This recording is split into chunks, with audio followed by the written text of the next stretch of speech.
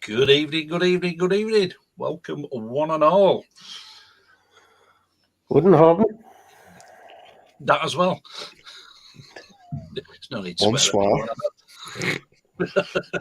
Multicultural, this show. Absolutely. Konnichiwa. Absolutely. So, Or multi-confused. we've got Darthy in. How you doing, Darth? You taking that spanner off him yet? He's a fucking spanner. Bill, how you doing, bud? Hey up, Bill. Wind, how you doing, buddy?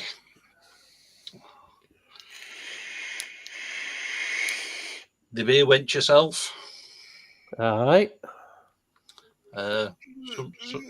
Somebody called Stream Elements. Don't know who they are. Probably just a bot. Yeah, how's everybody doing? Matt, how you doing? Not bad. Not been a bad week, to be fair, mate. Been all right. And as you can see, we've got Big G on, and we've got a bit of an announcement. Mr. G has agreed to be a third caster with us. This idiot has decided to come on with us full time. Yep. Well, Thanks for having me, guys. I'm good now. Had a rough week. Yeah. Probably had COVID.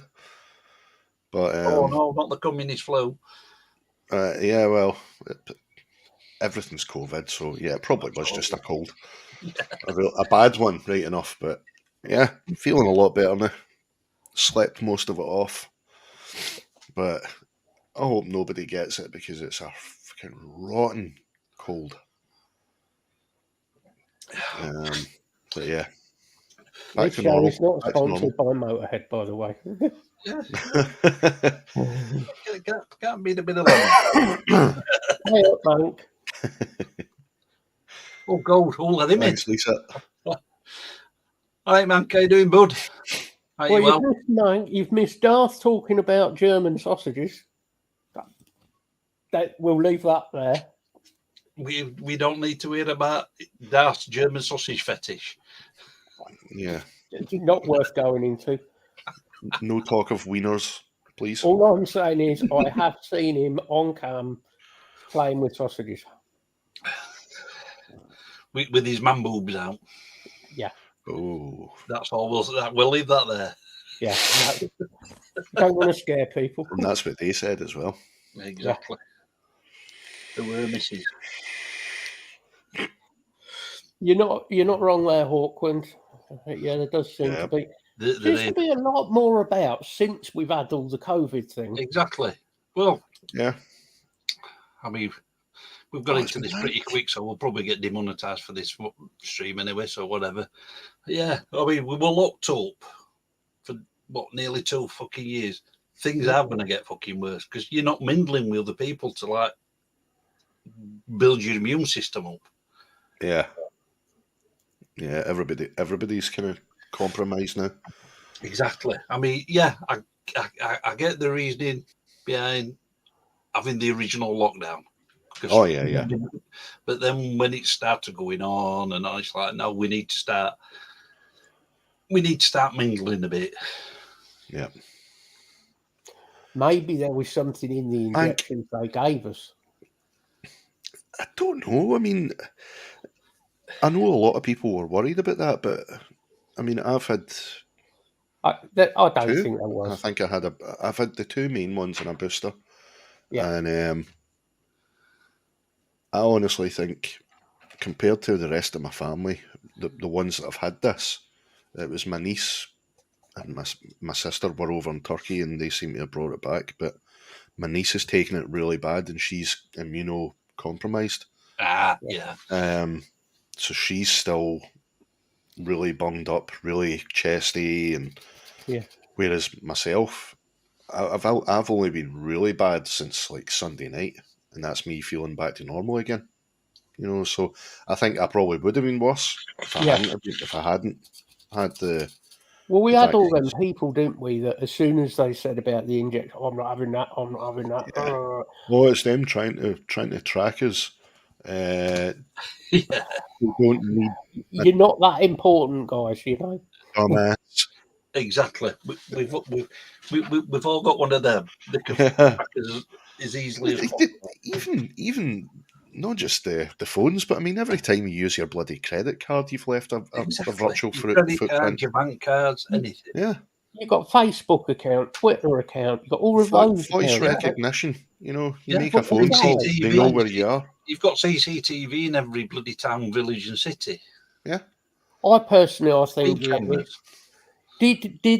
I don't think necessarily it did any harm having those I know there was a few people had allergic reactions to some of them. Yeah. There's always going to be a few. Yeah. But I think the bulk of people who had them, I think it saved a lot of people's lives. Yeah, I mean, we had the first one, and then the second booster. Yeah, I agree, Lise. Gwendolyn's tin hat. yeah. Oh, that was funny. That I've had Hawkwind. I've had the two main vaccines and booster. Yeah, I'm fine. I'm fine. After the other than the usual issues. Yeah, after the second one, main jab. After the second one, we were both feeling a bit ill for a few days, but it was absolutely nothing to do with the jab. Yeah. She met up with one of her friends who got glandular fever, and it got passed on to us too. Yeah. And we're all in like a couple of days span. See, that's what a lot of people don't take into consideration as well. Is like, how you doing, buddy? You go for the normal flu jab, and you're feeling off for quite a few days afterwards. See, not all people, but I mean, some people do feel a bit off. I've not had that yet. They keep getting me, so I must be getting old. I don't see the point in the flu jab, though. I must admit, for the simple reason that there's so many different types of flu. Yeah. You know, and I'm on about the proper flu, not, I've got a sniffy nose, I've got flu. Not flu viruses and bugs. When you've had real flu and you're like, you're dying. Well, they say you're only likely to ever get flu if you're extremely unlucky. You're only ever likely to get proper flu once or twice in your life. Yeah, I've had it once when I was younger. Same here. Yeah. Oh, I got it. Yeah. Working at Mac, so about 14, 15 years back. Yeah, and it weren't good. No, it's horrible. Yeah, it's worse than a Buckfast hangover. I'm already there, man. I'm beating you. It's already beer o'clock in the wizard cave. In the wizard's lair. he'll be on his I bet he's on Carlin again. Oh God. I know. Can't he drink any decent beer? He does actually. When he goes to the pub, he does drink quite a nice pint. I've got some trouble in here. Come on, man. Yeah, that's awful, Bill. Oh. But, I mean, the thing is, it's when you look at people who've got problems with their other health, like Bill, people like that. Yeah. Serious problems. Yeah. I mean, that's not a good one to get. No, my mum actually, when she was in her early to mid-teens, she contracted pneumonia and pleurisy at the same time. Oh, Jesus. So fluid in the lungs, fluid outside the lungs. And it left her immunocompromised as well. Hey up, Tyler, buddy. Hi, Tyler. How you doing, bud? Brother Tyler. Are you well? Nah, it's not good. Oh, yeah. Manx on the wife beater. Good old Stella Artois. Yep, Stella Artois. It's been a while since I've had any of that. Last time I had that was when they had Spanish version in Tesco a couple of years back. The only Stella I've ever had was the proper Belgian Stella. I like that. That was nice.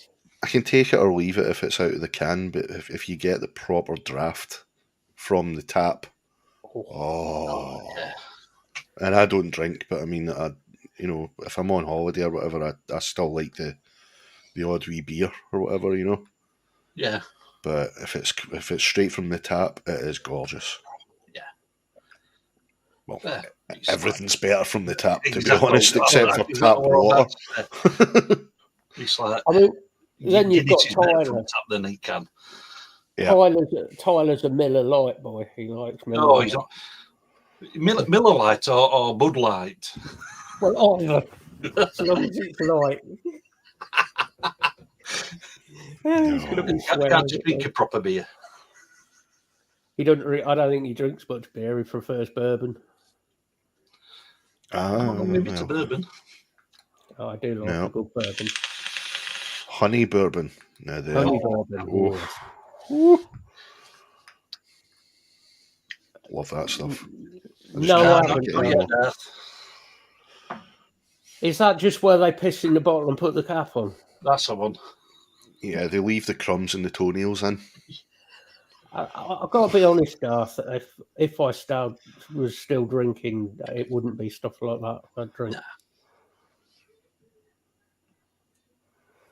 Nah. And unfortunately, America is not great with their beers. They're getting better now, now that they're getting into the whole. They're getting into the whole craft thing, Yeah. But they're very limited, aren't they? Yeah, it's few and far between. It's not like craft beers you get over here. Fucking hell, every town's got a craft beer now. Well, we've had proper beer, They call it craft beer now. It's just what beer was years ago. Yeah. Yeah. Cicero, how you doing, buddy? Right, well. Oh, dear, he's stuck at work. Oh dear, what a shame.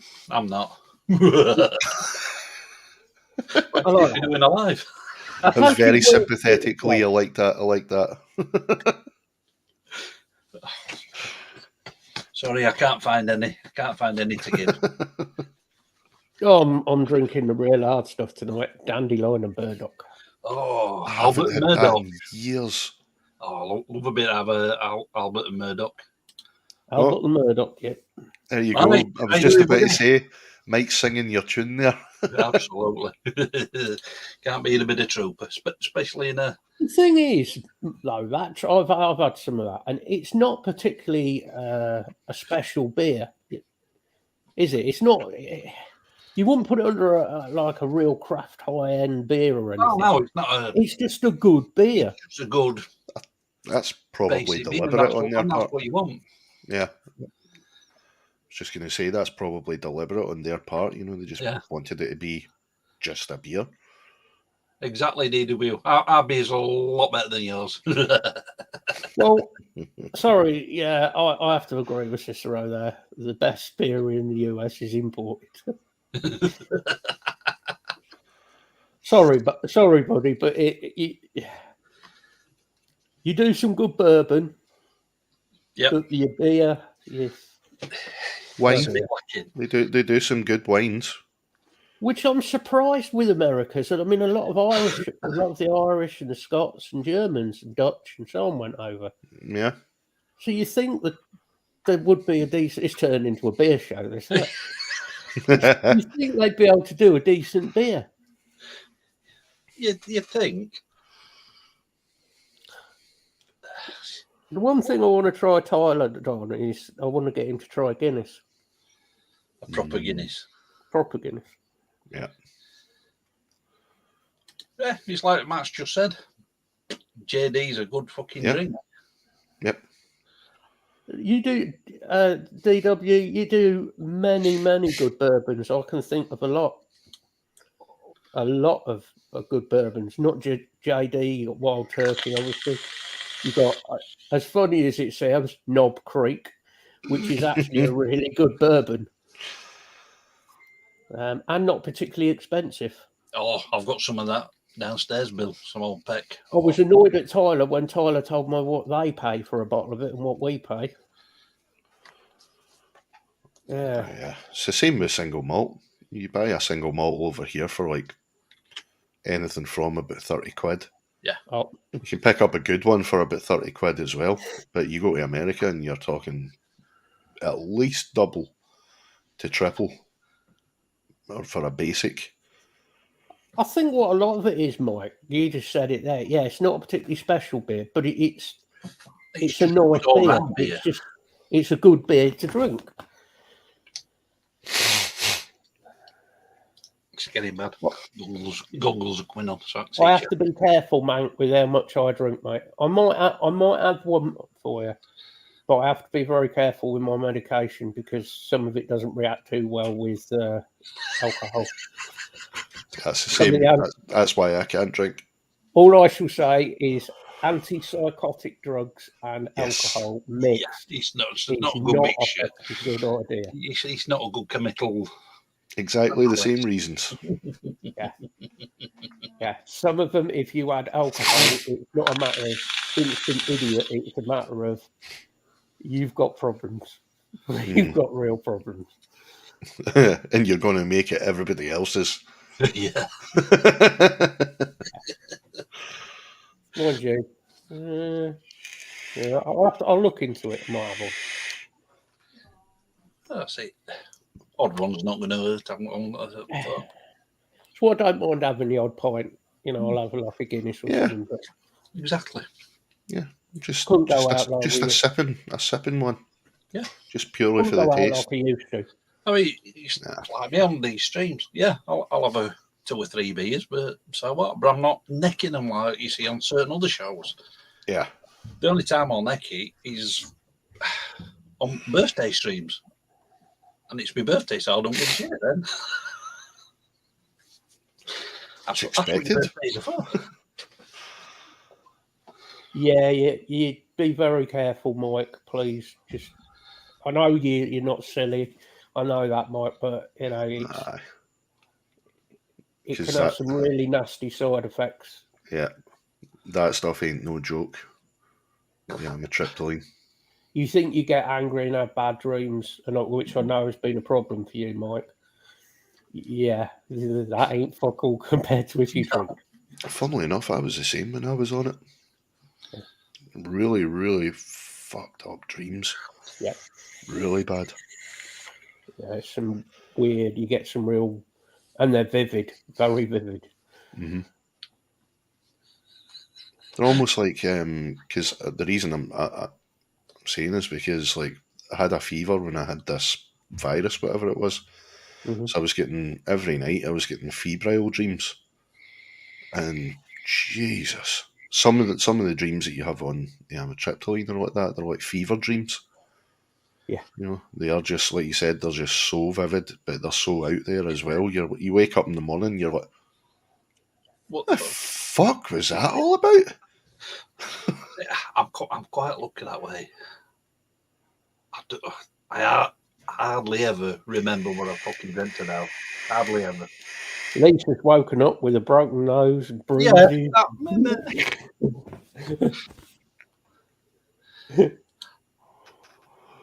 How'd the Port Vale go on today, bud? Surprised to see you today.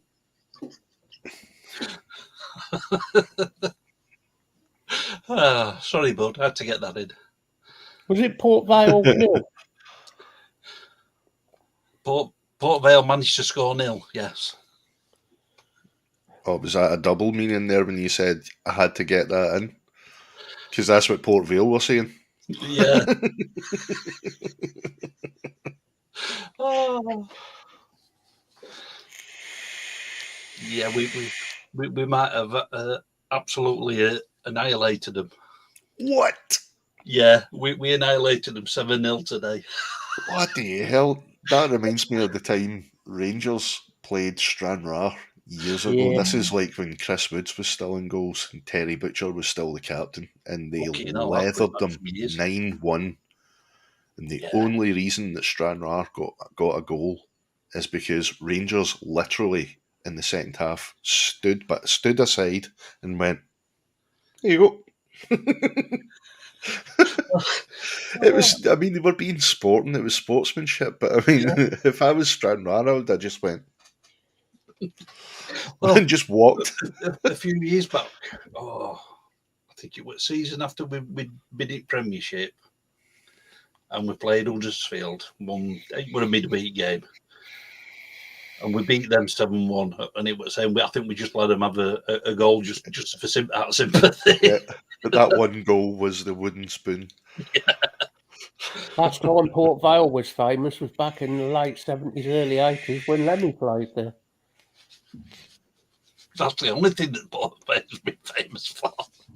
Well, other than them being Robbie Williams' favourite team as well. Don't you swear on this channel. Sorry. Yeah. I take that back. I don't want the channel getting a strike for saying that word. Bloody hell, Mike! I got you on a good old mixture there. Bloody hell, Mike. I will say that Ven Lafaxon, I've been on that. That's a weird one for a good while. It's really, really working for me. It's one of those that there's certain medications I can't have because they turn me really aggressive. Right. Venlafaxine is one of them. But the medication I'm on now, that works for me. Bill and I are on one of the same medication, which is actually an antipsychotic drug that is meant for people with severe epilepsy. Oh, Procyclizine. Procyclizine. Mm-hmm. Yep. The only reason I know that is because I was a support worker. Yeah. Oh, yeah. Two of the gentlemen that I looked after, they were one of them was epileptic. So they thought. It was just that they didn't think it was being cooperative, so they said, right, we need something to dope this guy up. And gave him Procyclizine. It's a funny one when you start on it. Yeah. I've had it myself, but I was getting it because it's used as anti-sickness as well. So I was on the Procyclizine for vertigo. TMI, Darth. TMI. That is just not a thought. That and your sausages is just Risperidone. Yep, that was the other one that this guy was on as well. Risperidone. Yep. Yeah, they're you're talking about some medications that are real cool. Yeah, I don't think they use that. I don't think they use the risperidone anymore. I think that was it caused a lot of liver and kidney problems. Yeah. Well, funnily enough, God rest him, but this wee guy, lovable, really lovable guy. I don't know how anybody could have said previously that he was a handful because he was a puppy dog. Yeah. You know, I absolutely loved this wee guy, but he died of bowel cancer, and I think it was because of some of the medication that he was on, because he was in institutional care for a lot of years since he was a kid. Did he? So he was obviously getting pumped full of everything that was going at the time. He would have had Hapneprol, lithium, and lithium. Yeah, I mean, I had that. Yep. And the dosage of that, I told Bill the dosage I was on at the time, and Bill just Thorazine as well, probably, or whatever the British equivalent was. Yeah, and all of those cause damage to your liver and kidneys. Yep. Yeah. They didn't care. I mean, they were using half of these people in institutional care as guinea pigs for a lot of the drug companies anyway. Medical costs, isn't it? Yeah. It literally is. Just use them. Yeah, well, I'm glad you did, Tyler, because for one, anything lithium based is highly dangerous to your liver. Mm-hmm. I know I've got liver damage. Bill, unfortunately, we know has. And that's what the joys of being on it for a long period are. Mm-hmm. It's either that or you have a raving lunatic. But one of them, innit? It's the way it is. Yep. And that was balancing, not... Yeah.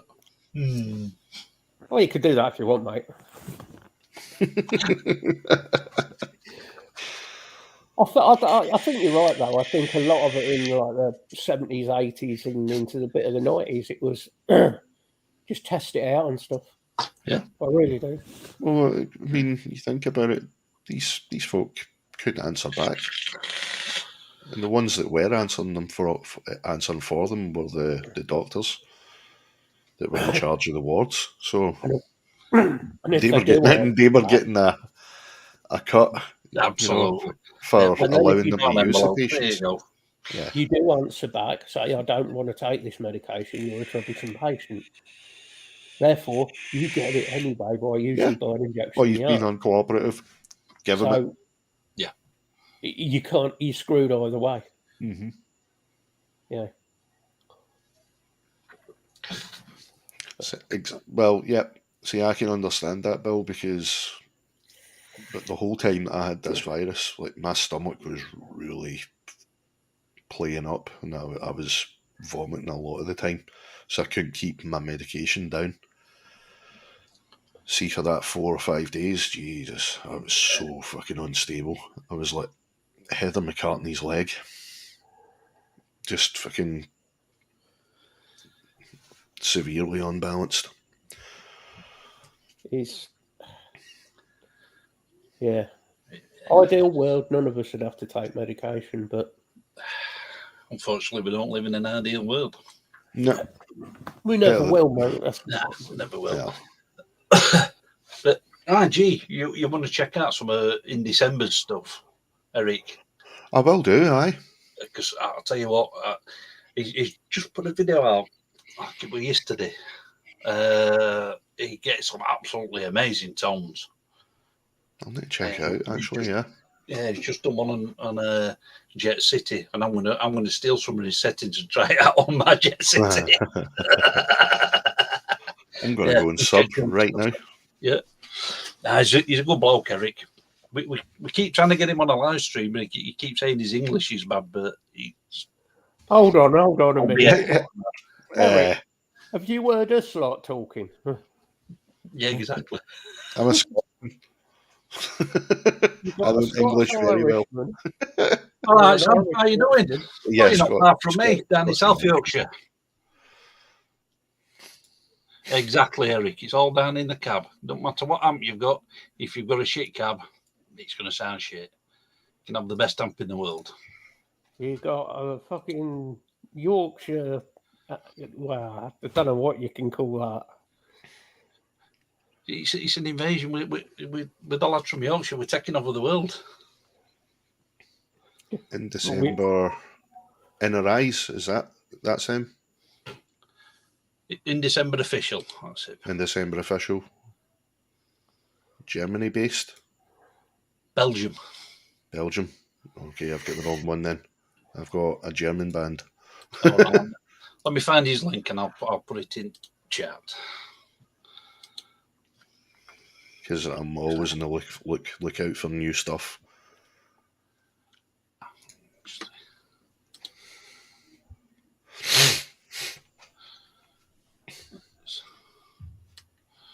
I'm actually looking forward to the next few months because there's a good few albums dropping. There you go. There's his... nice one.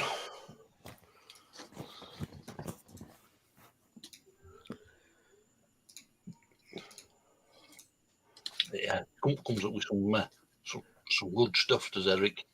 Yeah. So we need to call Eric into coming on then somewhere. We do need to con him to coming on, yeah. Because he's got a webcam. And he's got the exact same webcam as what I've got.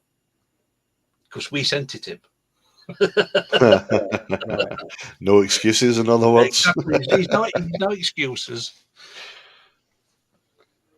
I'll definitely check it out. You'll get 2 subs out of me as well. Because I'll sub from my Big G and One Man Stands. Anytime, bud. You've just got to get your backside on one of these shows. We're friendly, honest. We won't slap you about too much unless you ask nicely, and then we'll slap you about plenty. And charge you at dinner. Yeah.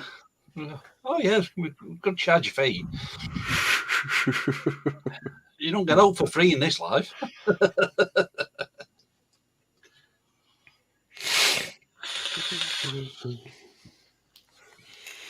No, he's a good lad, Eric. He keeps going up with some good risks for the clubs that I do the Lords of the Race. I'll have to get you on there and all sometime.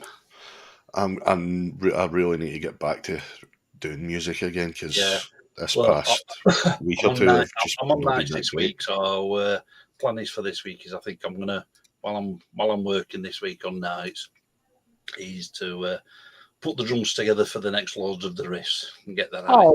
Hold on, Eric. I can just manage English. If you want Dutch, it's going to sound like the Swedish chef off the Muppets. Flirty, birdie, flirt.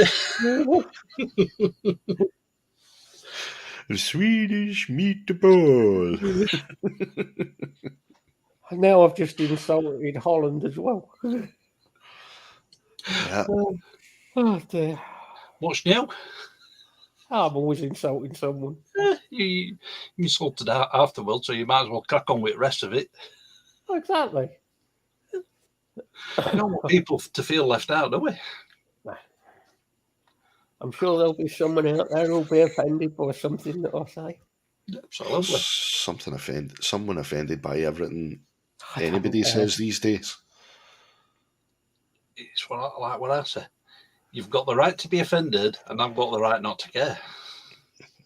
Yeah. Precisely.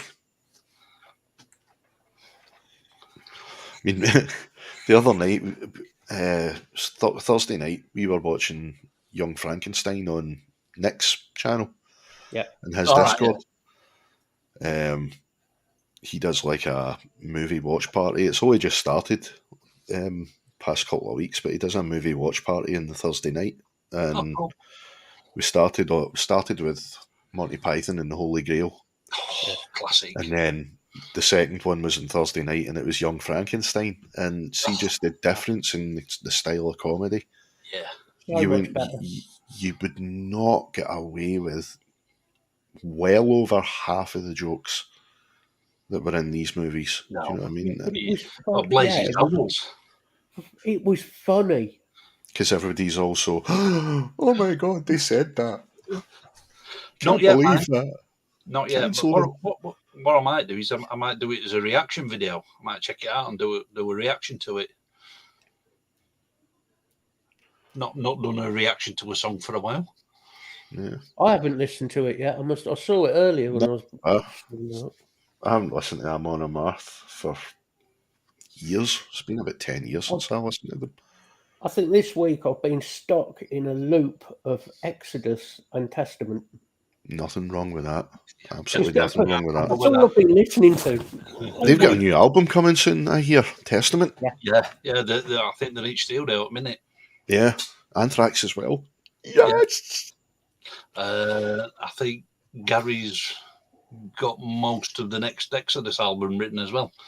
Yeah, good on him. Oh, looking forward to that. Well, they were going to be touring here, weren't they? Yeah. But unfortunately, Gary's brother got ill in, I think it was in Italy, came down really ill with something. So Gary's had to go over to Italy to bring his brother back from Italy because they didn't have the more finances, and so they've had to call off the tour, the European leg of the tour, and do it later now. Which is, but like I say, it's his brother. Make sure he's all right first. They're only human at the end of the day. Exactly. Yeah. That's what people need to remember. Even Paolo from Trivium, they landed in Germany. Was it yesterday or the day before? Yeah. Ready to kick off the next leg of the European tour. So they landed in Germany a couple of days ago, and later on that night he was complaining of really severe abdominal pains. Had a hernia. Ooh. So he had to go in and get it operated on that night. So I can't remember who it was that filled in for them. Me and Matt were on about this earlier. The news this week that's just come out this week of Nico having that stroke earlier on this year. What?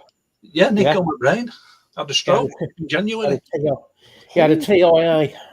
Yeah. Left side of his body. Lost most of the use of his left side of the body in January. No He's way. now playing back at full speed, drumming again. Oh, thank fuck. Good on him. How the fuck do you go from having a stroke, which anybody who knows about that kind of thing is awful?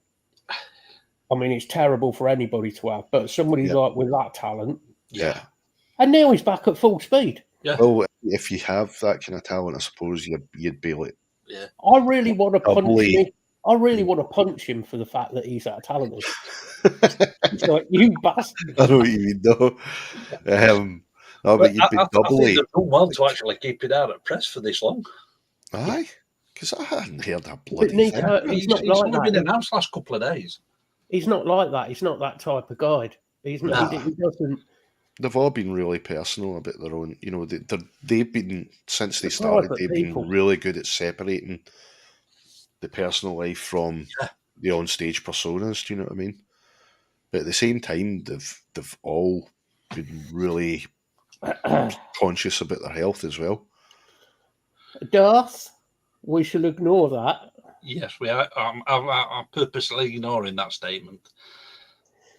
You're meant to be one of the spanners in here, not adding stuff.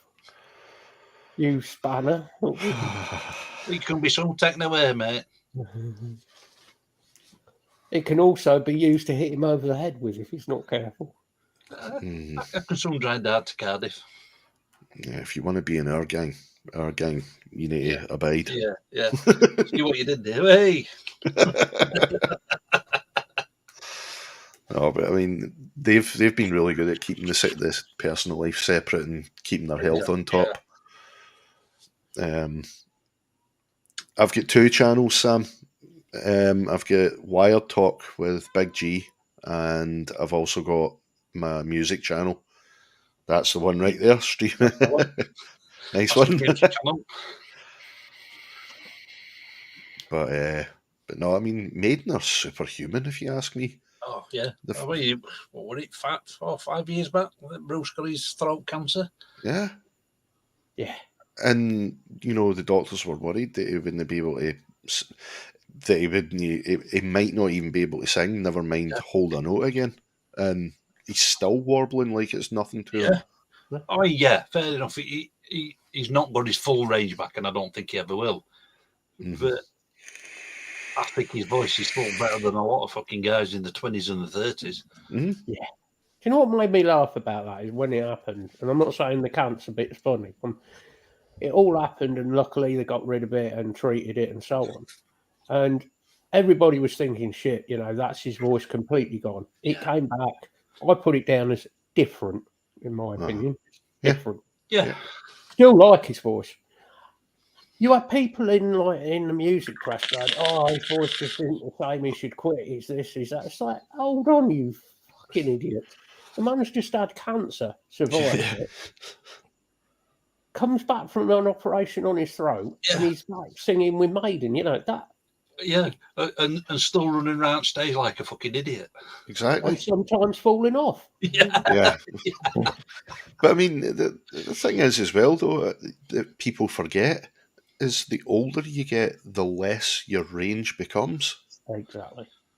So for him to have the range that he still has, I remember that Sam, you know, at that age to have that, take the cancer out of the equation, but if he still had that range at this age, a lot of people would be like, that's impressive, you know, people in the music industry.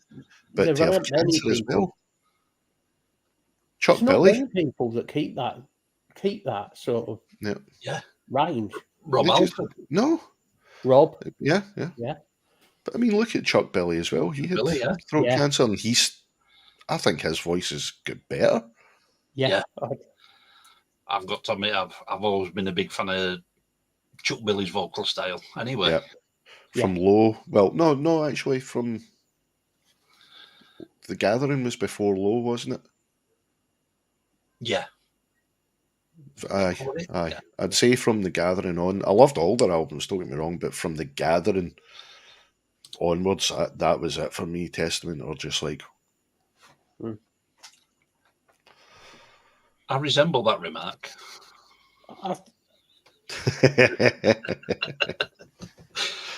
Yeah, a lot of... I remember seeing Testament on the first UK tour they did. They were supporting Anthrax back in '87. Holy shit! I would love to have seen that.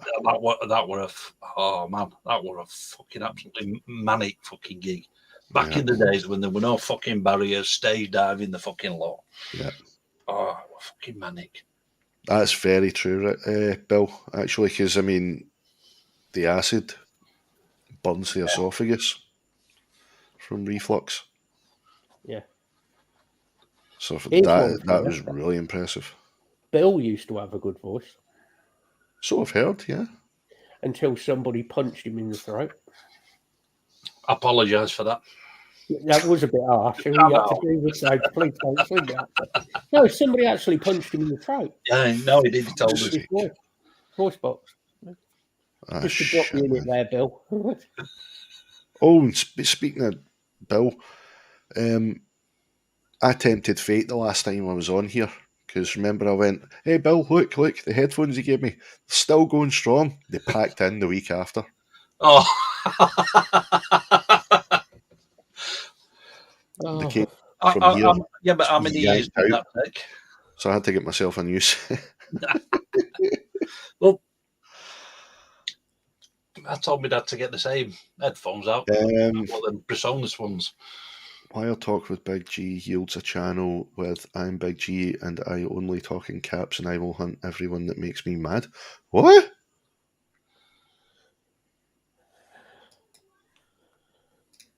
I'm going to have to check that now. I think we can neither confirm or deny those rumours. It does sound like me. I will find you. I will kill you. I mean, he has got a special skill. Yeah. Shown these before, the Presonus HD7s. My dad got a pair of them as well, and he loves them. Absolutely loves them. I've had them about 5 years, and they're fantastic. I've just shared Eric's channel back to him. I was meant to copy the link to my channel. Never mind. My other channel. But yeah, that probably is mine's, Eric. Because I do have a habit of talking in capitals. If I'm really angry. That's what you get with being an angry Glaswegian. Yeah. It's hard to suppress sometimes. Oh, cheers, Sam. Good man. It's a good mix of stuff on the One Man Stands channel. It's a good mix of genres on there as well. It's not like me, just chug, simple shit stuff. Nothing wrong with that. Absolutely nothing wrong with that whatsoever. I've always had really mixed musical taste. Anyway. Wire Talk was just sort of bedlam. Aye, just like was. Really. was on. Started off as a coil building channel and descended into chaos. Funny chaos, but chaos all the same. Oh, it was always fun with chaos. And it's actually been kind of resurrected recently, thanks to Nick. He started doing the Jackbox games on Saturday nights. Yeah. So me and him, we co-stream it on Twitch. Do the Jackbox nights. It's funny as hell. It's the same games, the same core games like Fibbage, Quiplash, Drawful, Trivia Murder Party. And everybody in chat's probably just went, that Scotsman just said murder. Murder. When they met, it was made. There's been another murder. But yeah, it's good fun. Yeah. No, I didn't. Is that the rugby by any chance, Darth? Yeah, he's Welsh, that's all he knows. I forgot all about the fucking rugby. Come on then, Darth. Just with me being ill, I haven't been able to really watch much. I think what Wales in the Wales match. Don't know, rugby unit. Take no notice of that. I do like the rugby. Oh, I do. I'm more of a rugby league fan. I like any of them. I've never got much into Union. Mm-hmm. I don't mind watching some internationals, like when it's World Cup and stuff like that. Yeah. Union's good, but it is quite stop and start. Yeah. League's just full on mayhem. I remember one, because I used to go when Sheffield Eagles had a proper team back in the day. And a lot of players were from Castleford. And one Friday night, they were playing Castleford. And there'd always be something kicking off. Yeah. Two of the players had a bit of a scrap. Referee said, right, you 10 minutes, you 10 minutes. And as they're walking off at pitch, they're still fucking arguing between each other as they're walking off at pitch. Oh, your linesman had to pull them apart. Yeah. All right, because I've got fat, ugly thighs. You don't have to tell everybody.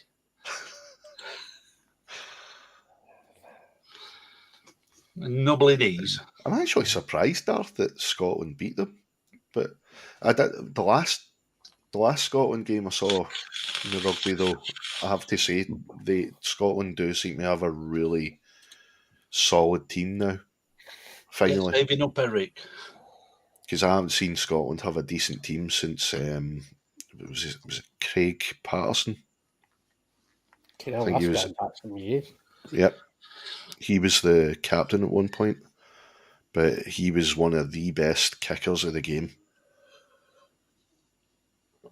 Never missed the whole fucking tourney. I'll tell you what Union I don't mind watching is when they have rugby sevens. Good to hear, Darth.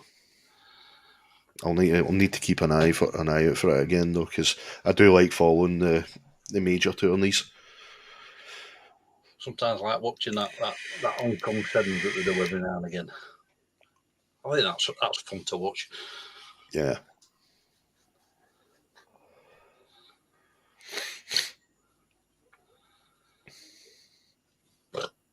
I scare all kids with our numbly knees.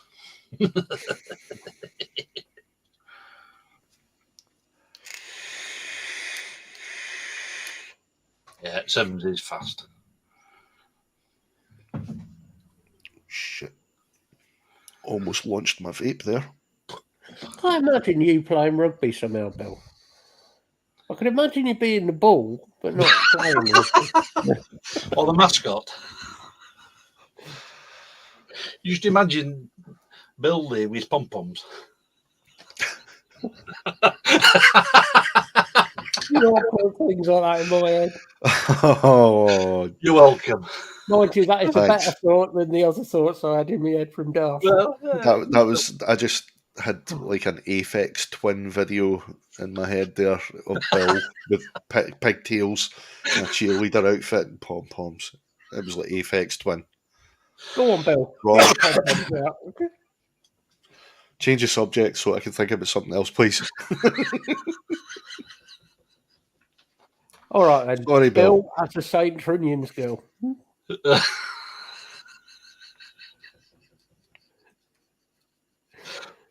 Oh, man. What and Darth as George Cole.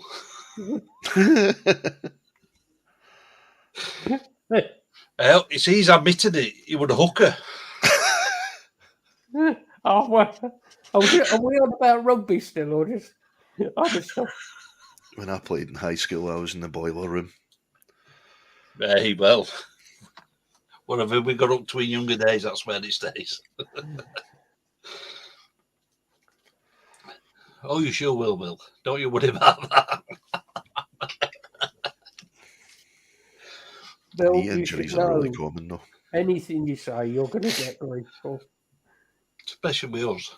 The same as you give us grief. Absolutely. That's what we're all here for. Give each other a bit of grief. Yeah, it's just banter. Exactly. Yeah. Football to me, I never liked football.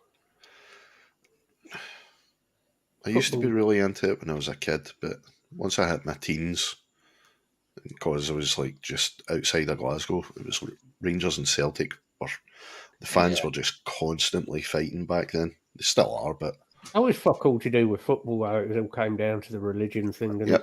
Yeah. Exactly. Tribalism. I've been up there when there was a match on, and fuck, It's nuts. You can't travel. You can't travel in any of the public transport. You just want to for stay fear of your own life. Away. It's just... Yeah, I've got to admit, I won't like to go up there, especially for if there's an old firm game on. No. Stay well away from Glasgow when there's an old firm game on. It's not about football violence. It's about the religious stuff. And yep. Fuck off. I'm not interested. Don't want to know. Exactly. Well, it's like Guy Marty says, well, I'm not interested in a lot of overpaid millionaires watching them. I go in. I actually heard Bill in my head saying that there as I was reading it. Bill was never into football. He liked the all in the bath afterwards, though. Yeah. Everybody in one bath. I still like the big, the international games. I'll watch the international games, like World Cup and Euros and that kind of thing.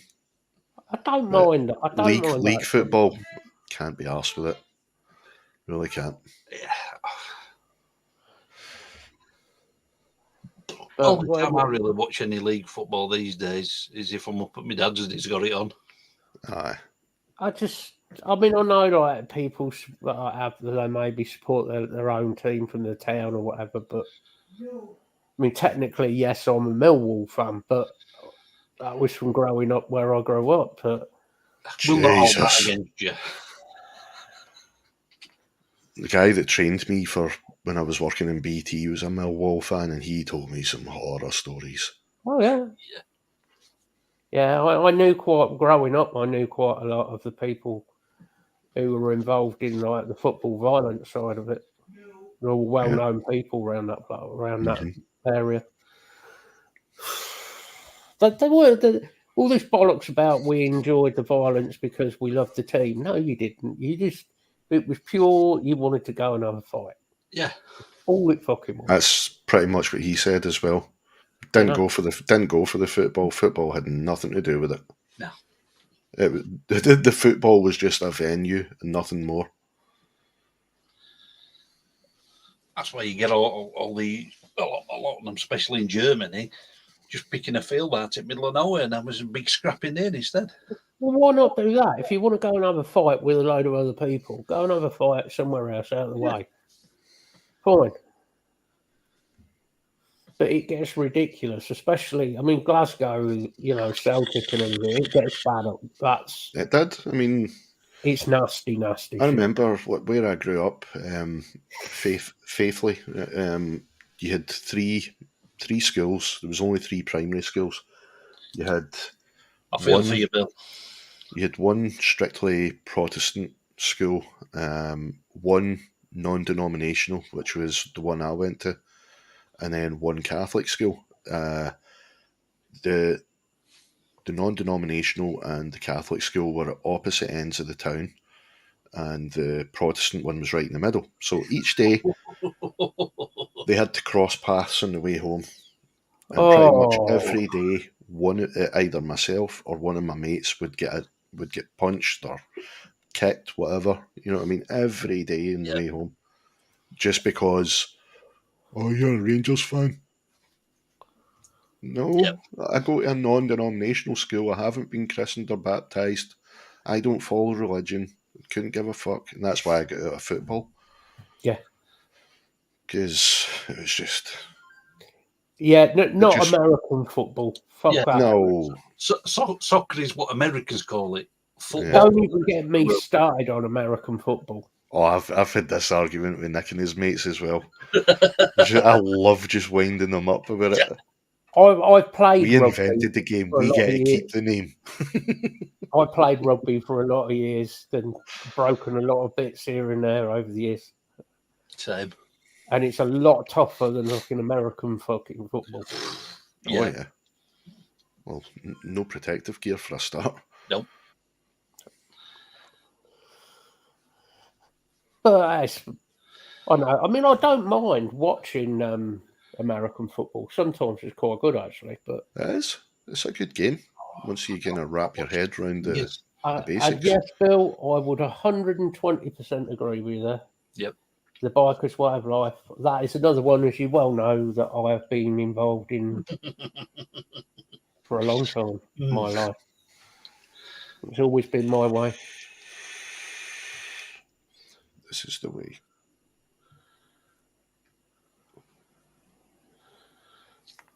I've broken too many bones, Bill, over the years with bikes and fucking playing rugby and judo. Kickboxing, not judo. I didn't know judo. I did kickboxing for a bit. Did judo for 18 years. Yeah. About 4 or 5 years I did kickboxing. Eric, that is watching it for a different reason. He only watches it for the blondes. No, Eric watches it because he likes to support women playing sports. That's what it is. All right. That's his excuse and he's sticking to it. I'm sticking up for Eric. Eric's just being non-sexist, you see. Mind you, I've heard he likes a certain female with blue hair at the moment. Really? Yeah, apparently. Yeah. Blue hair? Alyssa, by any chance? No. Nobody famous. Just somebody that we know. All right. I wonder who You that probably could don't be. like Alyssa. I wonder who that could be. I couldn't divulge that information. She's not in chat.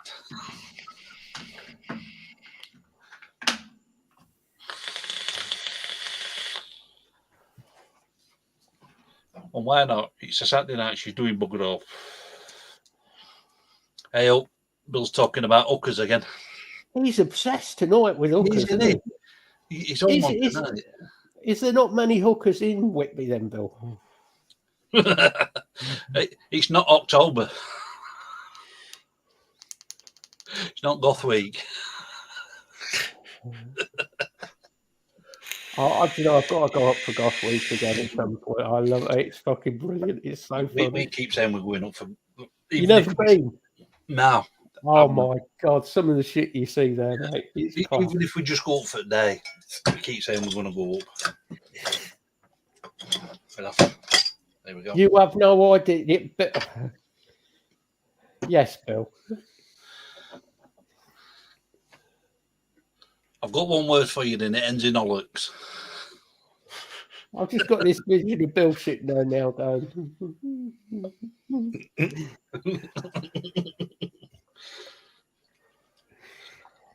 Apparently, the ones that Bill likes are dressed in nurses' uniforms. Giggity. Oh, like Happy Jokes.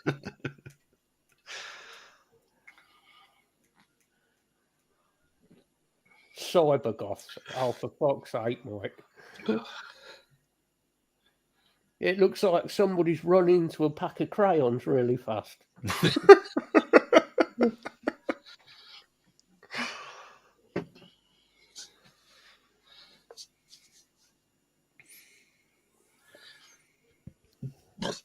I bet you'll love it in Goth Week, Bill. Well, he doesn't have to dress up, does he? Nah, true. Count Bill goes out.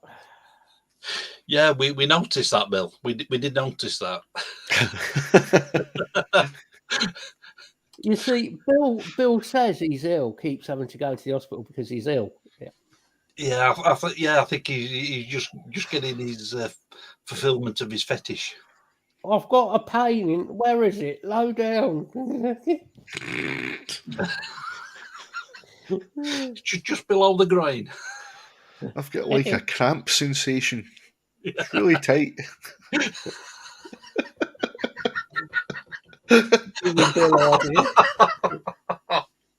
Bill's got his notepad out. Yeah. That's a good one. That's a good one. Yeah. Oh, bless him. It's the modern era, Michael. Hey, there's worse things that could rave about. Yeah, raving to Thomas the Tank Engine. I'm not sure I understand that one, but each to their own. Yeah. Somebody has to. There's some strange people in this world. And you're seeing 3 of them here. Yeah.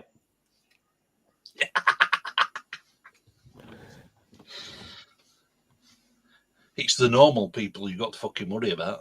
Oh, yeah. Hate normal people. Yeah. Normal's overrated. Yeah. I tried it for once. It was the worst 5 minutes of my fucking life. Yeah, it lasted me then.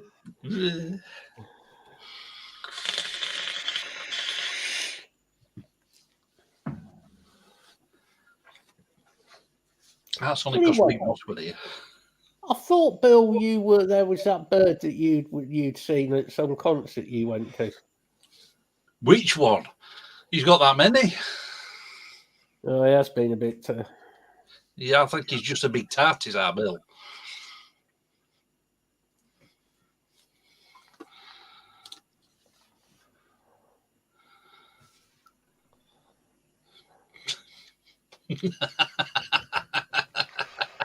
Good lad. Respect. You old slapper, Bill. It's always the quiet ones you need to watch for. Exactly. I know. Yeah, but we're talking about Billy here. He's not quiet.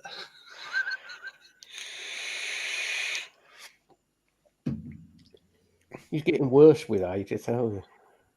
Why not? I am. And I make no fucking apologies for it either. Grow old disgracefully. Damn right. Exactly. It's the best way to be. I plan to go out exactly as I come into the world, kicking and screaming.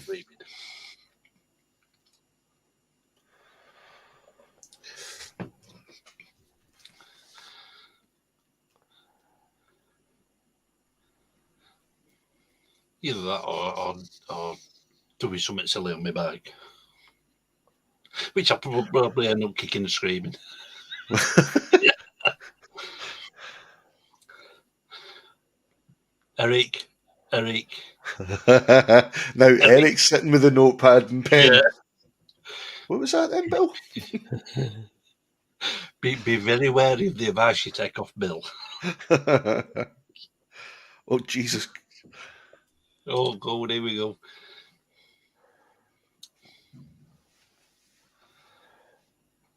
You start calling him the doctor.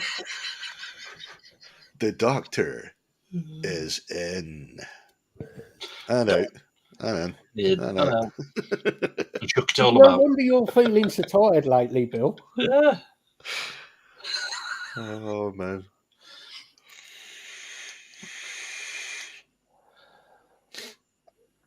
No, it's definitely not money because Bill's skint. Hey, he's not that skint. He bought us a coffee. Have you been dropping that of your medication in the nurse's drinks?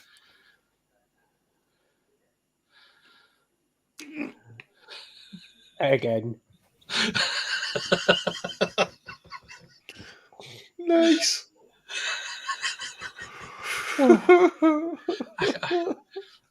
I can neither confirm or deny those rumours. Oh. It's all right. It's all right. Your reaction said it all. What can I say? We've got bondage rope. I'm usually tied up, so I can't do any kicking. I respect that. I told you, I'm getting worse as I get older. I don't care.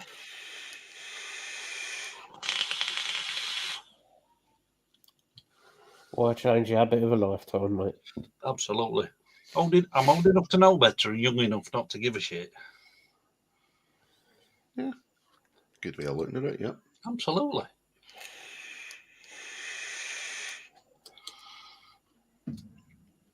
Bill's going to start using the I'm going senile, that's why I'm acting like I am. Yeah. See, Bill knows. Bill.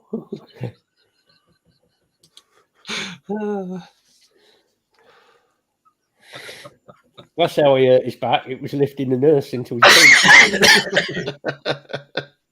Fireman's lifting. Oh, for God's sake.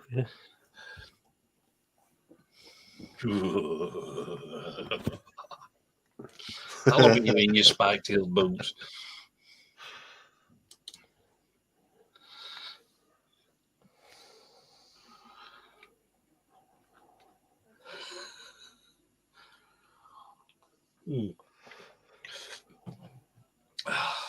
I might have to take. We're going out for a bit of a piss up in York in a few weeks' time. I might just have to take the little fucking camera and do a bit of a vlog, see what state we all get in. Thank God you finished that sentence there, because from what we were talking about there, you just started talking about taking a video camera. I was like, the last bit I'll end up on OnlyFans page. Oh dear. Oh man. It's because they're all busy.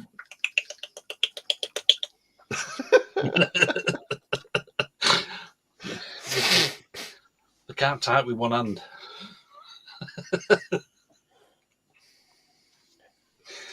They can't multifunction. I'm seeing if I can. I'm staying away from this one.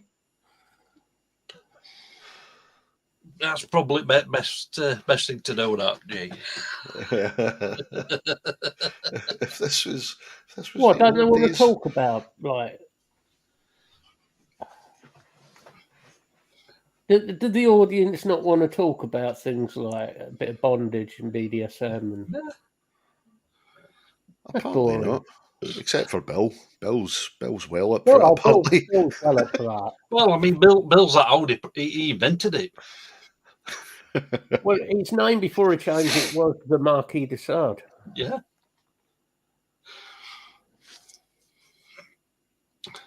Yeah, that's what we're going up to York for. Sorry to hear that, Lisa and Lee. I never met her, so. Still. But yeah, I've only met one of that group, and. But I like that celebrating instead. Celebrating it. Yeah, it's nice. Yeah, I've only met one out of that group. She's. Oh Jesus! It's a group of Geordies. Geordies. Yeah, she's a Geordie. Good luck to you. And it's been nice this knowing one you. I met, she's a Geordie. Is she married to him? I know she's living with this guy down in Oxford. She lives down south now. Yeah, fucking Geordie living down south, and she's fucking crackers, sober. Yeah, they know how to put it away. Ah, they are married. Yeah. I like the way Lisa put married. Just straight to the point. Oh yeah, she's lovely, but she's absolutely fucking crackers. I won't stop Bill, Lisa. No. Well, yeah. I mean, York's not that too far away from Bill. Yep. The Don Juan of Whitby. The Marquis de Whitby. Don Juan nightstand.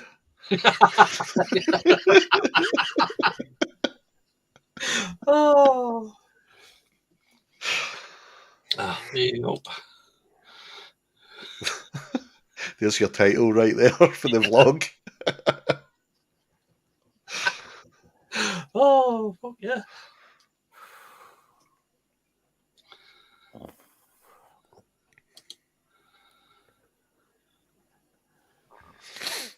Yeah, that's going to be going to be a full weekend. That's the week. Oh, you don't know about? Oh well, you don't know he's coming on. 1st of September. That's when Bobby Torres is coming on. So That's going to be a good night, that one. Oh, awesome. And then Saturday night, that's when we're going around York. So it's going to be a good weekend, that. And look forward to that. Oh, fucking hell, Mike. Hey, Mike, we don't want to know about your fantasy video. Yeah. So what we said is we'll stop an extra night in York. So we've booked the Saturday and the Sunday night. We'll do a bit of vlogging around York during Sunday. Do some vlogs around here. And either put them up on this channel, or we might have even made the second channel by then. We're still toying with that idea. I think we should. Why not? Yeah, have a separate vlogging channel and put on vlogs. I mean, yeah, the guitar show vlogs are still going to stop on this channel. Yeah. Wizard Golf rematch. It's only because I won the first one.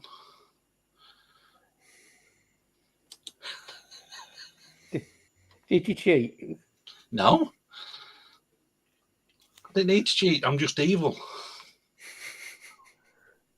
Yeah, true. It's not my fault I got 3 holes in one. You should see a doctor about that. Well, I would. Yeah, have you got anywhere with that, Bill, being serious for a second? Is it what? Swearing at us again, being serious. Oh, well, that can be a lengthy process. Yeah. Because for a brief moment. My niece she lost hers since the way back last year, and she only sorry to put a damper on it, but I mean she only just got it sorted. And here is trouble. This is the blue-haired lady we may have been talking about earlier. Hi. Hi, Gem. How you doing? I think somebody may have messaged young Gemma to say that she was being talked about. I'm not casting any aspersions. I may have sent a message to Gemma. Oh, was it you? Yeah, it was me. I sent a message just saying that we were on. And with the subject we were covering at that point, I thought, well, yeah. We'll get Gemma on. Hey, if we're talking about you, we're leaving other people alone. That's my philosophy. If anybody's talking about me, they're leaving some poor other bugger else alone.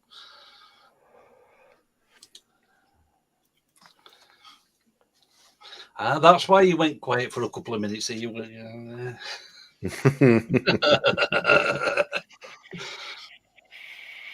you certainly are, Mrs. Well, no, we were talking about tying people up. That's what it was. And the first person that came to mind, Jem, was you. Okay. That sounds even worse than... How deep is this hole that you're digging? Take a long bit of rope because I'm going to need it to get out. It's 3 holes in one. He definitely needs to see doctor about that. Yeah, definitely do. Oh.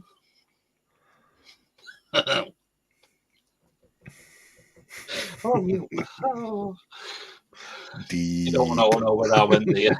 You don't want to know where my man went there. Oh. It never does come out right. That's what she said. Yeah.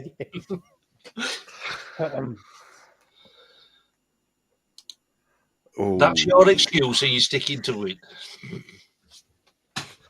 Maybe you'd have been better sticking with your sausages. Yeah. or sticking with gold. You might have a sore tongue then.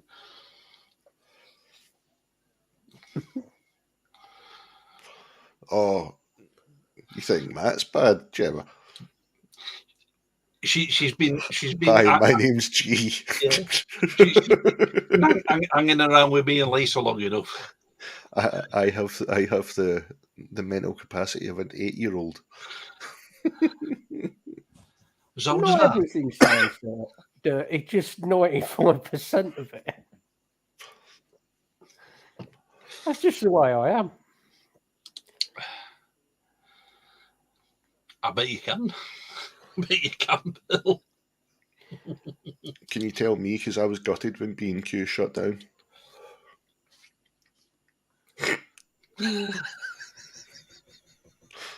Wix just ain't the same quality. It burns too much. Burns. Yeah, that stuff from B&M's just not as good as it.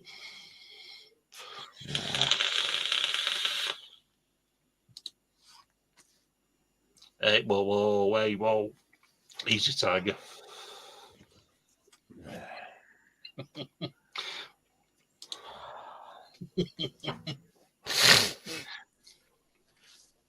I wish my brain would stop. I wish it would stop. No, please. Oh, stop. he suddenly appears back in chat again. Oh, look at that. Look at that. He suddenly appears. Yeah, Eric fell off his chair for a moment.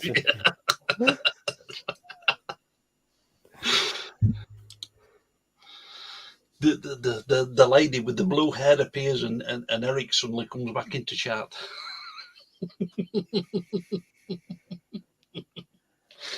It's no good, Eric. Mr. Macron will never let you leave the EU.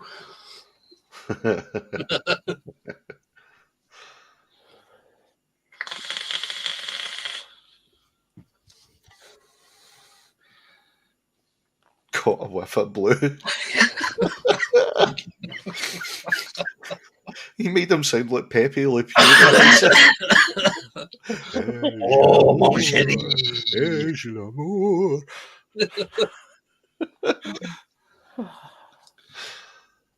You bring something to Eric's face. I'm not saying anything else.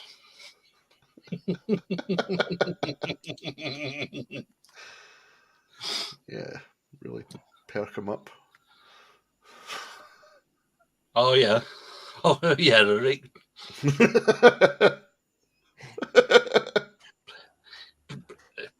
Please share this with the rest of the class. Yes, enlighten us. What are you busy with? Yeah. No, he's not just busy. He's very busy. It obviously only takes one hand, whatever you're doing. Well. See, men can multitask. Pornhub is the proof.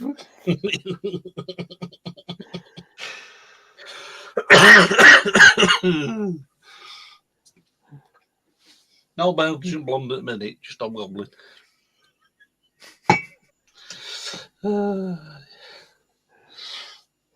Exactly.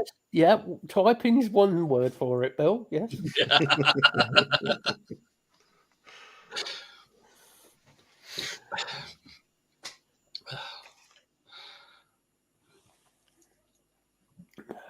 You know you're going to get abuse here, Eric.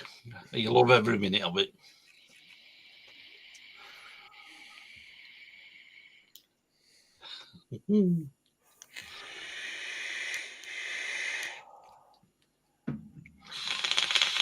More twisted in here than Till Lindeman's notebook, mate.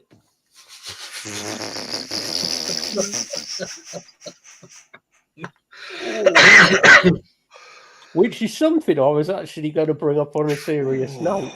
Has everybody seen the Till Lindemann thing, Rammstein in the news? Yeah. What does anybody else make of it? Because the fact that he's now being investigated by German police and everything. I'm not being funny, but see, since day one, since that band came out, do you know some people? You look at them and you just think you can see through the facade, and you just think there's something not right there. I've always thought that about him. I don't mind the music. I'm not sure, Lisa. I'm really not sure. I'm going to reserve judgment until I would agree with you normally. Investigated that. You know, is it going to be another fucking Johnny Depp? I mean, from everything that I've read, there's only one incident that so far has been 100% confirmed, so far anyway, until should it go to court or whatever. But there were too many witnesses to refute the claims. Do you know what I mean? So if there was one case of it, just one, it's still the fact that something like that's happened. exactly. I mean, even that one incident, but having so many witnesses and being irrefutable, it's still severe enough. Is this a case of she thought it would be a good idea, get her moment of fame, blah blah blah blah blah, do all that, probably. And because they're such a big band, she'd get famous, like a lot of people do, and that's where she's gone with it. All right, Taylor, how you doing, bud?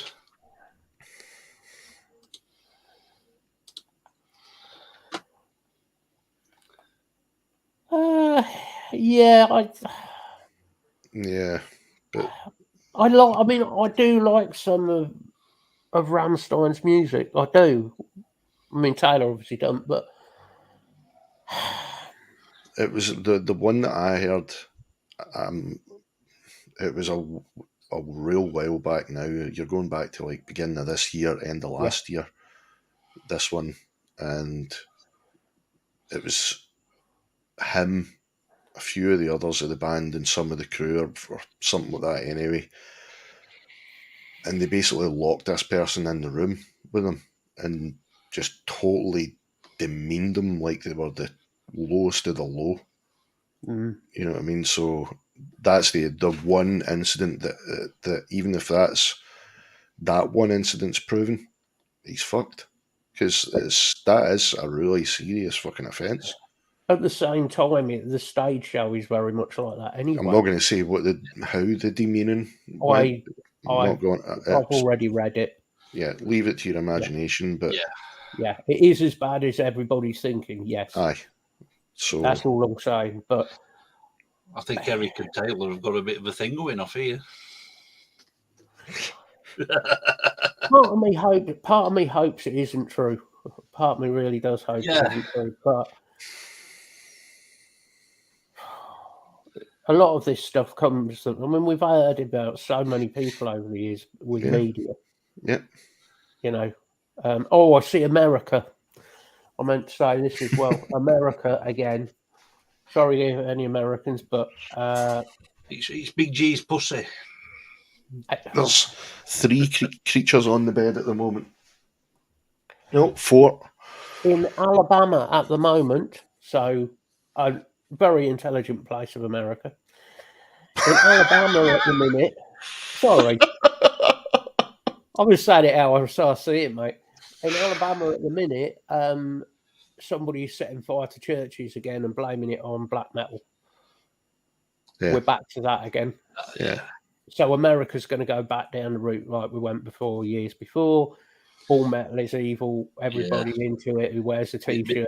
Be the PMRC and all that bullshit again. The difference nowadays, though, is that the rest of America knows that that's what they're like down that way. So they have become the very parody of themselves that we used to joke about back in all of the. What was it? It was Ozzy Osbourne and Judas Priest back in the early 80s that they were accused of the same stuff. Yeah. Influencing kids. So you've used backward masking to put messages on your records. What were it? Hey, Mum, I'd like everybody knows. Everybody knows. The majority of them are morons. Yeah. No, I'm not tarring them all with the same brush. I'm not tarring everybody. Hey, whoa. We'll do that in the after party. Thank you very much. Yeah, but if I put that, you'd have told me off. And rightly so. Sexist, different. Interesting. Yeah.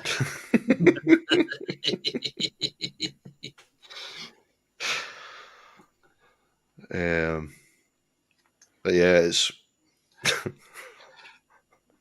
Eric, it's because you've got too much man love going on in Taylor. That's why. There's your problem, Eric. Too much man love. Well said, Taylor. Well said. Well, don't even go on the Sam Smith. No, please. No. Because you're going to start. I will say this about him, though. He recorded the absolute best Bond theme in history of Bond themes. I will agree with that. I put Chris Cornell's way, way, way at the top of the list, but then Sam Smith done that one. Jesus.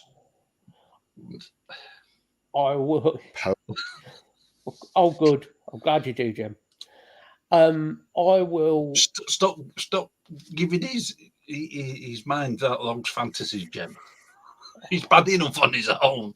Yeah. Oh, yes.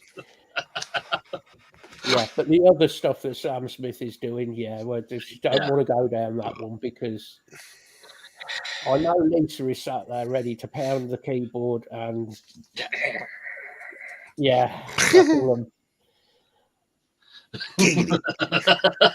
All right. I'm saying nothing to that statement. But no, to go back to the Till Lindemann thing, I think he is screwed.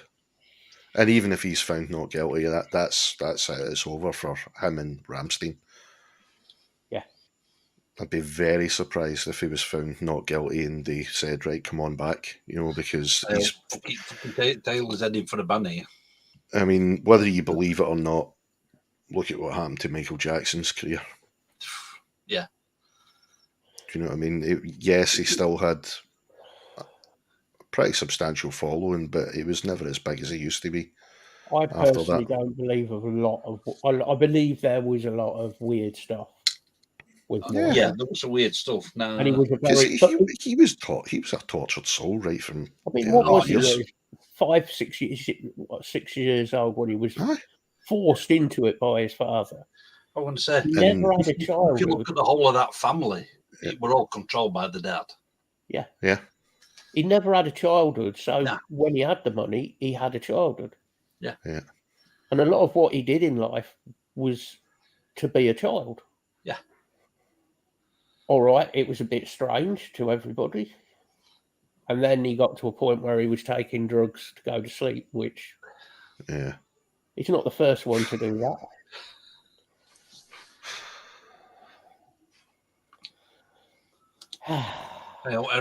He's about himself now.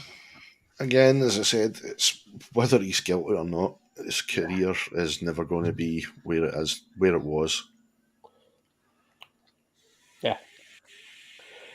No, I think that's the end of Ramstein. I don't know. I don't think Ramstein, maybe, but I think the core band are still staying together. So they might. I don't know if they'll rebrand and get a new vocalist, or whether they'll just completely rebrand. I don't know. And change the name as well. And the approach, maybe. What he did were absolutely fucking disgusting. Ian Watkins. Yeah. I mean the band just totally disbanded after that, didn't they? That I think is you're opening a can of worms there, but it's because that's such a sensitive topic. Do you know what I mean? That he was involved in. So there's no way that band would ever have been able to escape that, whether they rebranded or not, or split up even and went to different bands individually. Yeah, they would have carried that forever. They'd have followed them for the rest of their lives. Yep. With what Ian Watkins did. And you can all go and look that one up if you don't know. Yeah, we're not going to say. I refuse to talk about that type of people because it puts me in a really bad headspace. Yeah. Same. That man should have been not put in prison. No. There were alternative measures in my eyes. Mm-hmm. Blood Eagle. Always wanted to try that on something. I can think of a couple of candidates for that. See that I agree with though, Eric. If it's a the band themselves are always still going to have the fans, but as far as Till Lindemann, whatever his fucking name is, Till, I'm just going to call him Till. As far as Till's fucking concerned, his career's never going to be what it was. But the band, the type of incidents that they're talking about with Till it's a different kettle of fish. It's still some nasty shit, yes, but it's not in the public eye. It's not as depraved as the likes of what Ian Watkins done. That fucking well, put it bluntly, leader of the fucking packs, whatever he calls himself. One is with adult in age people. The other is not with adults. So that band could easily still, as they are doing, like you just said, Eric, they are still always going to sell because the band created the sound at the end of the day. They could get anybody with the same range as Till and it would still work. It would still be the Rammstein that you're used to. Do you know what I mean? But Till's career's over as far as I'm concerned. Yep.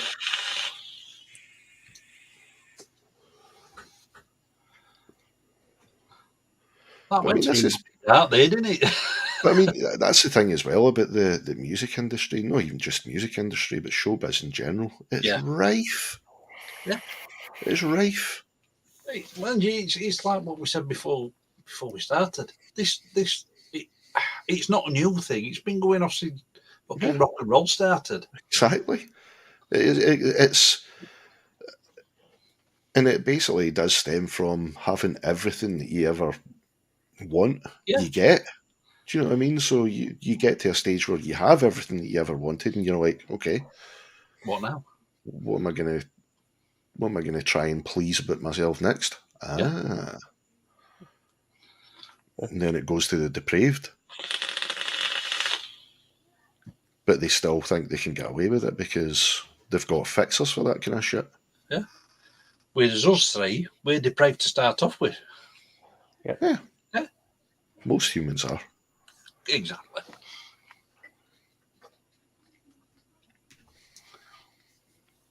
Exactly, Bill. See, yeah, I do agree there because he's very monotone. I know that is the whole That's style. The sound. Yeah, that's the style. You know, it works for them. But at the same time, his voice isn't exactly one that's unique. No, and it's not irreplaceable. Nick Cage does it. Nick Cave. Sorry. Yeah. He does it. I can't remember. Oh shit! I should remember this because I was brought up in Sisters of Mercy, but the vocalist of Sisters of Mercy. Oh fucking hell! Somebody will put it in. Misfits. Do you know what I mean? You've got numerous people that have been able to do that kind of vocal. Hey, Mike. Mike, how you doing, buddy? I hope you're well. It's just the way it is, isn't it?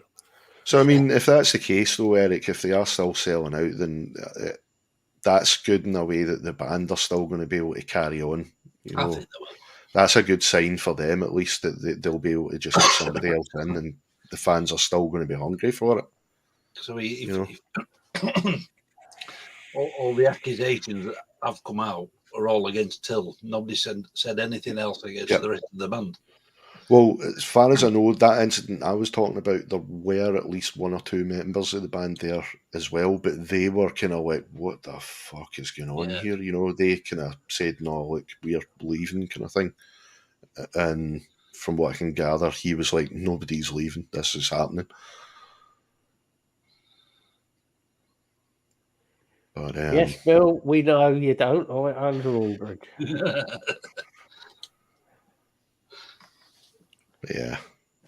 No, good on them. He's an arrogant arsehole. I hope they can carry on. At least the fans, because fans can be very fickle in that sense that it just takes one tiny scandal and that everybody's jumping on the bandwagon going, cancel. Oh, so at least they've got that faithful a fan base that can see something like this happening and be able to separate that one person that was responsible from the band, you know. I mean, me and Matt have discussed this for Christ knows how long. I mean, the cancel culture, the modern day era is just fucking stupid. Yeah. It is. Hey, John. John, how you doing, buddy? Are you well? It's like, just because somebody else has got a different opinion to what you don't agree with, guess what? It's his opinion. Yeah. Life exactly, goes on. Mike. The fucking world still turns. Yeah. And that's pretty much what I was saying, Mike. I mean, at least their fans have the sense to be able to distinguish that it was just that one person that was responsible for this shit. It wasn't the band. Yeah. You know. So they love the band, obviously, that much that they're able to go, oh, it's just that one guy. The band weren't there. You know, they're not responsible. So fuck him. The band carries on. Yeah. Yeah.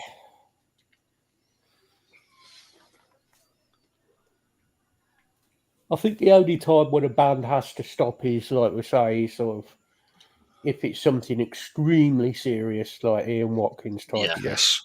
Yeah. And then that is down to Watkins destroying the band. Yeah. Yeah.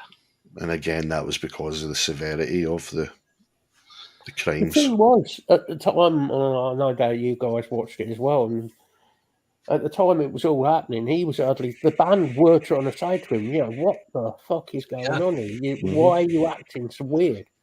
Because he was. They offered to get him help, apparently, as well. They offered Yeah, numerous times to get him they help. did. And he continued in that vein, should we say. Yeah. Because again, like, there are just some people that think, I've got everything, I'm getting everything that I'm asking for, so I'm going to fucking take it, you know? So he's definitely one of those, and Ian Watkins, a very arrogant person. But Yeah, he always struck me like that anyway. He were asking the mothers of these said young people, and they were offering them up. So what were going through their fucking minds? Well, yeah. But there's some. Eric's been ranting back to that again.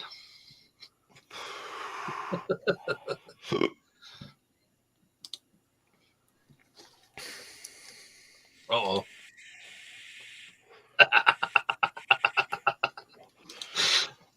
I'm saying nothing. Neither's Eric, funnily enough. Yeah. Oh, there he is. He's going to be sitting like that now. Yeah. That's it now. We're not going to hear from Eric for at least another 5 minutes. No, they don't. No, they don't, Lisa. They don't. Yeah. You're not wrong there. Anyway. It's got a bit dark, hasn't it? It has gone a bit dark again, this one. I was just going to say, though, any news been happening other than the obvious that we just discussed? Not very much. Not very much. Much this week, is really. There's the Nico thing, and that shocked me. That really did. But again, I respect that because he kept it personal, like they always have. So I think that Rod and the management team have done well to keep that out at press for so long. Yeah. Yeah.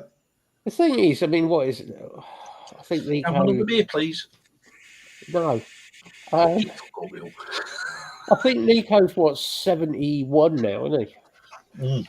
I think it's what we all forget. You know, you look at Maiden and you think, he's not that. Oh shit, he's 71. I think. Oh, Darth. They're all in the 60s and 70s, and they're not fucking slowing up, any of them. Yeah. Don't get me started. Don't get me started in that subject, because This show will never end.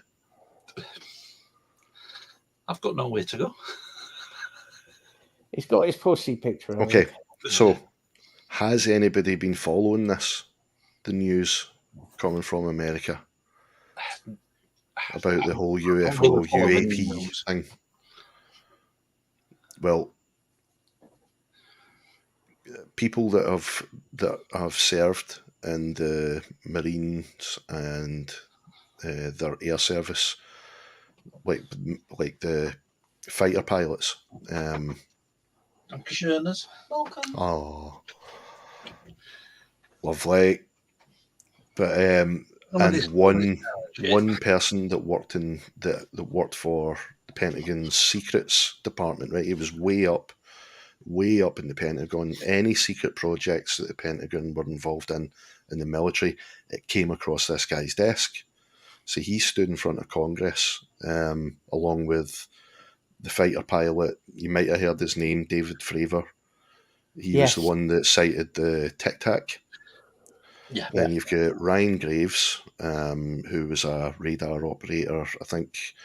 And then David Grush, who was the top guy in the secrets, whatever. I can't remember the department's name, but he was way up there anyway in Pentagon secrets. They all came together and testified in front of Congress under oath, risking their whole careers. I think Ryan Graves is still serving. Don't quote me on that, but I'm pretty sure he is. David Grush, I believe, is still serving as well, although not in the same position.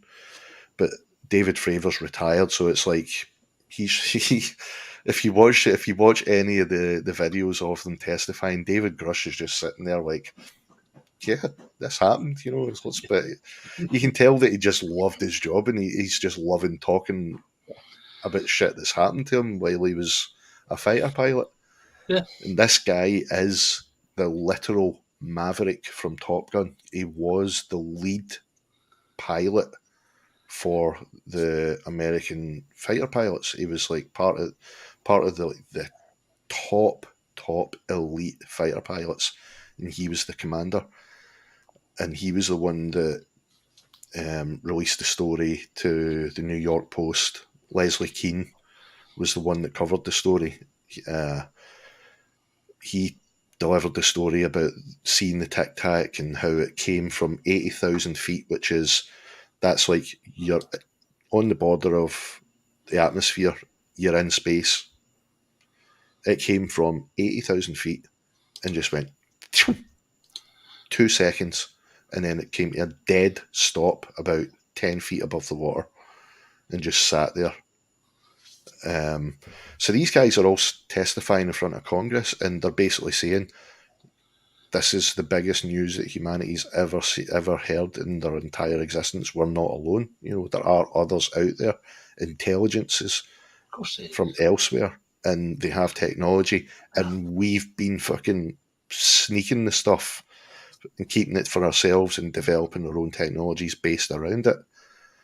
They've named certain companies that were involved, like Raytheon, Boeing, Lockheed Skunk Works, Bigelow Aerospace,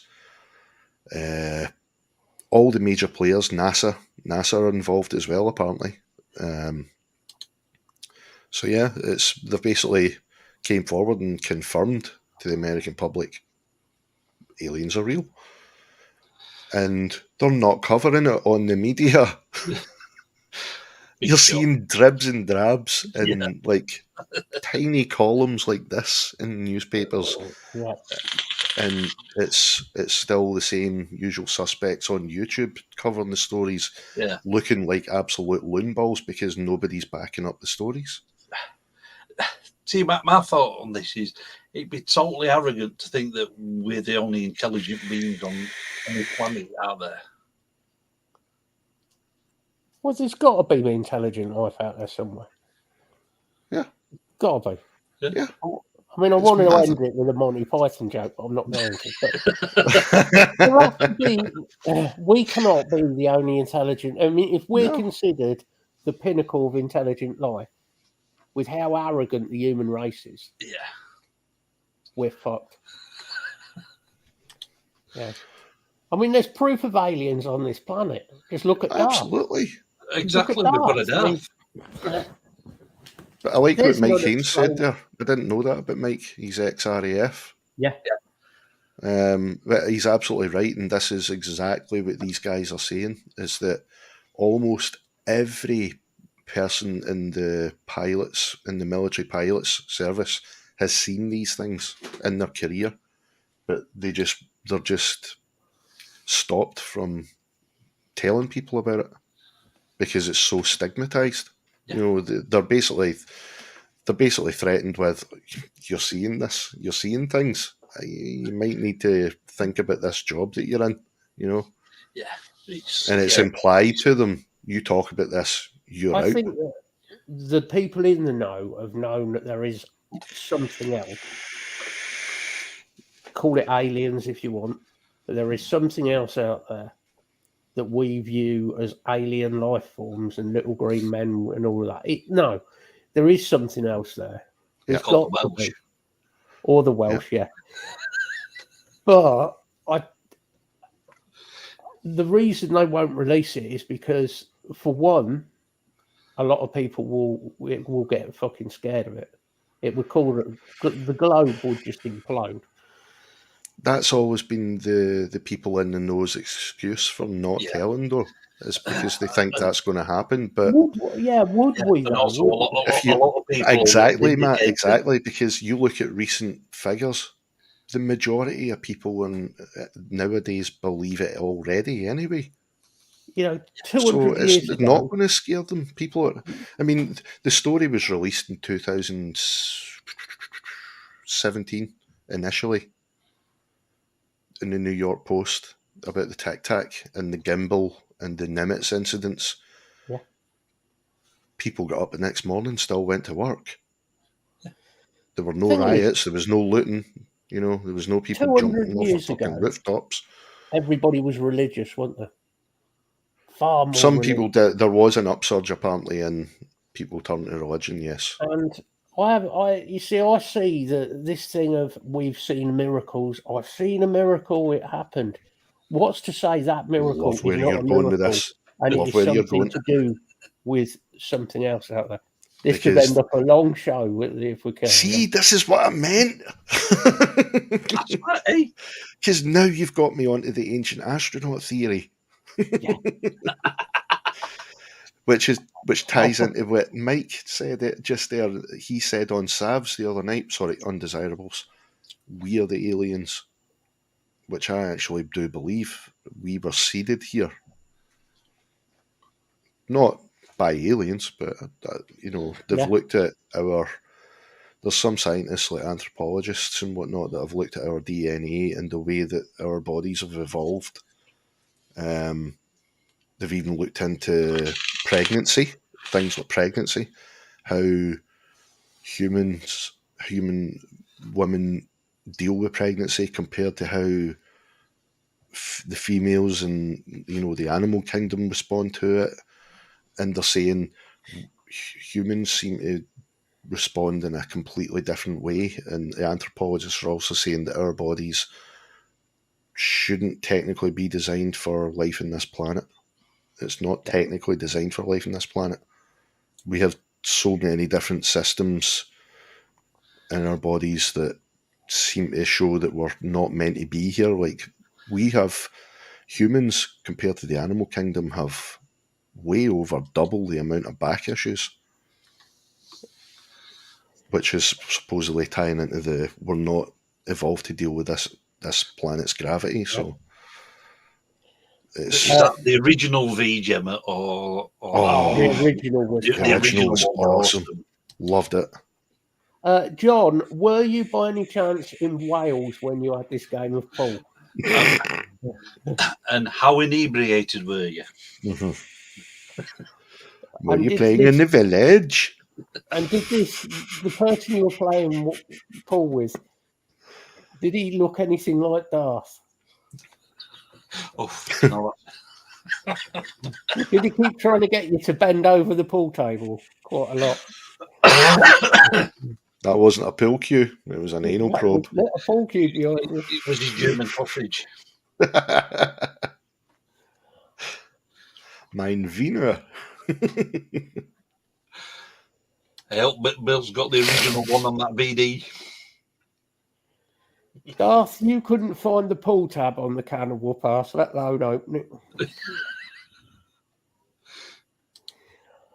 I think there's a lot of stuff we really, really don't understand. Yeah. A hell of a lot. Exactly. Well, this is another thing I said in chat about in the undesirables. There's a site called Göbekli Tepe in Turkey, and it's been dated to around.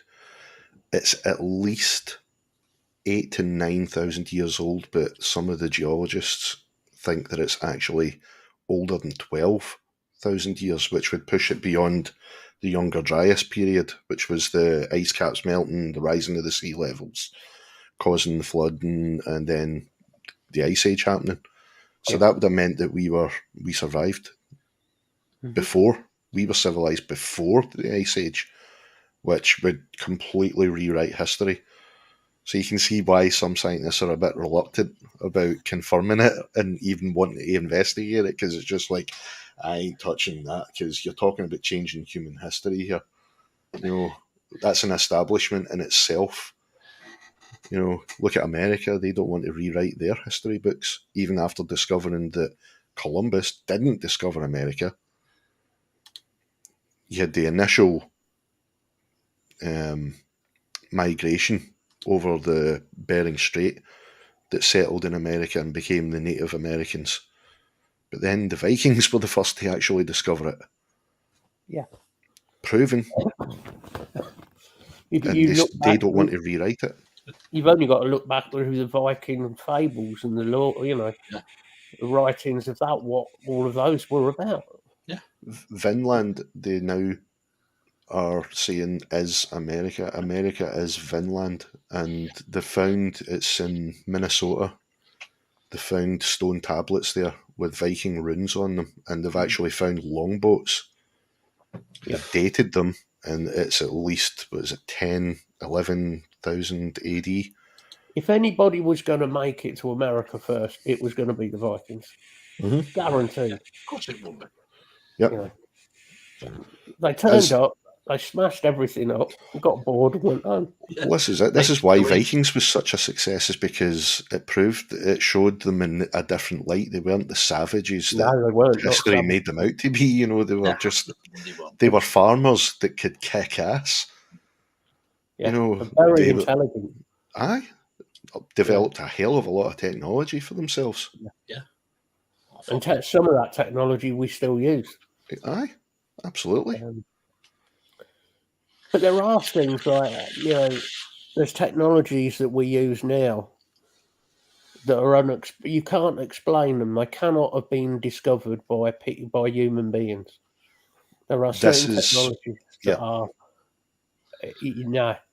This is one of the things that David Grush, and even going back to Bob Lazar, this is one thing that they've both maintained, is that a lot of the technologies that are used nowadays in military technology has been a result of the back engineering programs that came across David Grush's desk.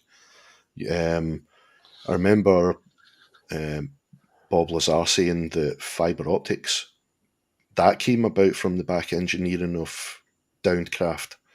Night vision, Downcraft. There's cloaking technologies. That's been researched as a result of that. Another one is the memory metals. Remember the first memory metal that was ever shown to the public was glasses, spectacle frames. You could bend them and they just go bloop, back into shape. That's apparently been developed from crashed craft. They even have Star Trek, the Voyage Home, when Scotty's doing the whole "Hello, computer, computer, hello," and he develops the transparent aluminium, Yeah, that's a real thing now. Transparent aluminium is real.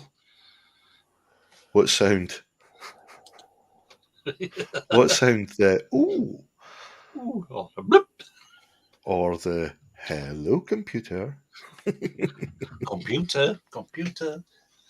You can think back to Star Trek, though, when you go through a lot of the things that were on Star Trek that are now actually real and actually being used. Yeah. Mobile phones. A hell of a lot. Mobile phones. The very first mobile phone was created by a guy that actually was involved in the props department for Star Trek that developed a communicator. Do you know what I loved about the original William Shatner series of Star Trek was the doors. The airtight doors. It was the wobble where they just wobbled open. You thought, yeah, they're airtight. Yeah, they're all right. Yeah. I kind of missed that sort of era. Cage where you could see all fucking set moving. Seen some funny outtakes as well, where the guys that pull the doors are a bit late, and the people just go straight into the doors. I just loved that era sort of sci-fi. It was so. You look at it now and you think, "Oh my god!" It looks so cheesy these days. But in saying that, they redid. It did.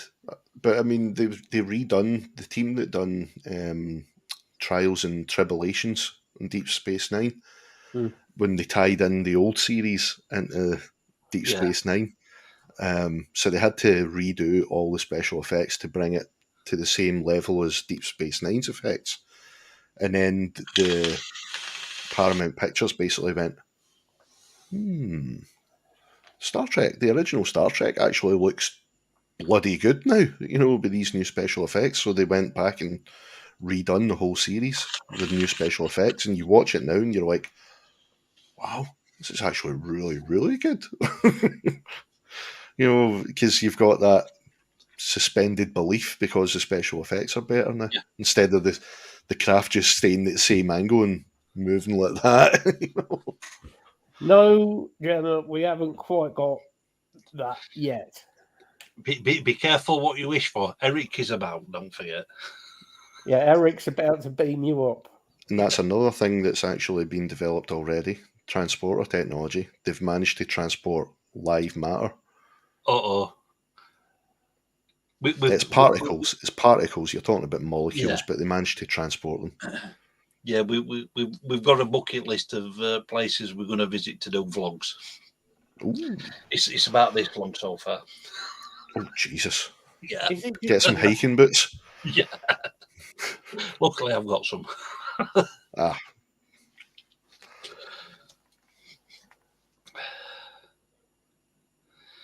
Yeah, we did the few that we thought we did them few around that sort of File Coast, Blackpool, Cleveland's, and that's why we thought we did the Scarborough one last week. Tomorrow, still tomorrow. Sunday, got a Scarborough donut review coming. But next Sunday, we've got a vlog around Whitby Abbey. I'm really chuffed with how that vlog's turned out. Especially the music I put to go eat. It really fits. It's really atmospheric. Good night, Mike. See you later, buddy. See you later, bud. Catch you later. Oh yeah, I know about that, Bill. Yep. They have already proved that stuff can go faster than the speed of light. Well, they proved that on the Hadron Accelerator. That is what that is, CERN. Hadron Accelerator. Hadron, yeah. Yeah. As he just said, it got expanded. They've actually expanded it. But Eric, in a proper time zone, it's still Saturday. Yeah. I've watched a lot of because you can join a membership on there. You can't spell my name. Yeah, because do any experiments. NASA does the same thing, where if you're watching any of their stuff, they use some of your idle CPU power. Yeah. To help crunch the data. that they get from a lot of these projects. NASA does it as well, along with the Hubble telescope. The James Webb telescope's probably got a similar project where you can donate some of your CPU power. I do like watching the Hadron one. It's really good though, because the science, you'll get a scientist, you're not in the corner, and they'll talk you all through the science side of it. Yeah. Yeah. It fascinates me. I mean, it's scary at the same time, some of the shit they're going to be able to do if, once they figure it all out, but it's fascinating all the same. Oh. Yeah. Definitely. Well, I reckon we're 50 years away from being able to craft a completely new spine for the human body. Oh, I want it now. Fuck off. Mine's more knackered. I'm having mine first. Mate, all right, I'm second. I'm second in the line then. I reckon about 50 years they'll be able to achieve it. Yeah. Prosthesis. We'll be here in 50 years. I think me and Bill both be dead and long gone by then, But well, see, here's the thing though: if they reckon they're going to be able to do that in such a short space of time, then there's going to be other things that'll do pretty much the same job, like an exoskeletons. You know what I mean? There's a lot of stuff that the military's already been developing. Kind of exist. I mean, military and powerlifters. Yeah. Powerlifters, they've got them in the military. Made by Boston Dynamics. Would they be able to make it small enough so it was daily livable? Yeah. Because if you could do that, you're not to make it into like the Hulk or Superman, but actually make it small enough so it is usable for everyday use. Yeah, portable enough. Yeah, that it's not weighty as well. But I mean they've already got. You look at robotics now, though. The cost of it would be expensive, but it would for people who are paralysed. Mm-hmm. Absolutely. I think it's coming.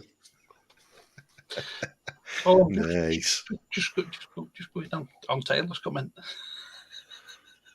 Oh, for fuck's sake! No, it's.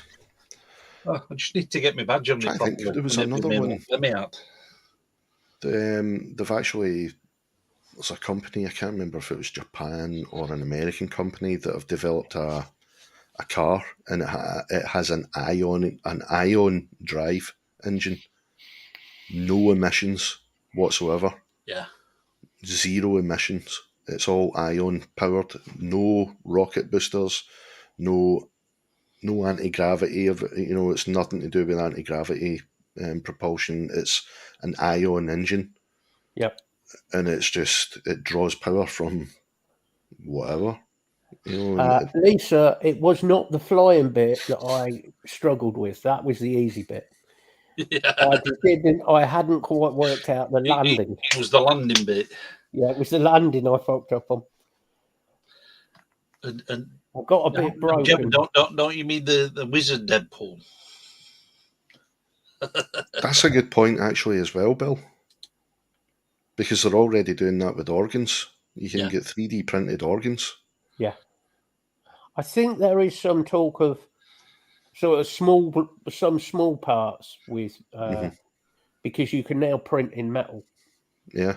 I actually looked into this the other day. 3D metal printers, you can actually buy them now. Yeah, they're cheap. Yeah, but I mean, if they can print 3D print flesh, then bones technically not a far step away from it. Fucking hell, a vaping related question. Oh dear. Oh shit. Yes, John. They have, Bill. They have. They've managed to print like kidneys, livers, lungs, but I think the heart's been the one that they've had the most difficulty with because there's so many chambers and built-in redundancies in the heart. And a shit ton of nerve endings and valves. Yeah. My thoughts, John, are it is very, very good. It works really well. In fact, I use this nearly all the time now, so I changed the bridge to it's got the Orbit bridge in it, so bit more open. It's got a staggered fuse Clapton in it, just to bore everyone. I'm actually back into rebuildables again. Cool. About fucking fun. Yeah. I'm after I done those braids, which my fingers are still recovering from. I done a pair of frame staples for myself. Cool. Nice. And I forgot how good proper coils. No trademark there, John. Sorry. I forgot how good proper real coils, homemade coils are. If you want to wind John up, you just have to say, I think, there's proper coils and then there's Scott's coils. And I think Scott's coils just, they're good. I love you, John.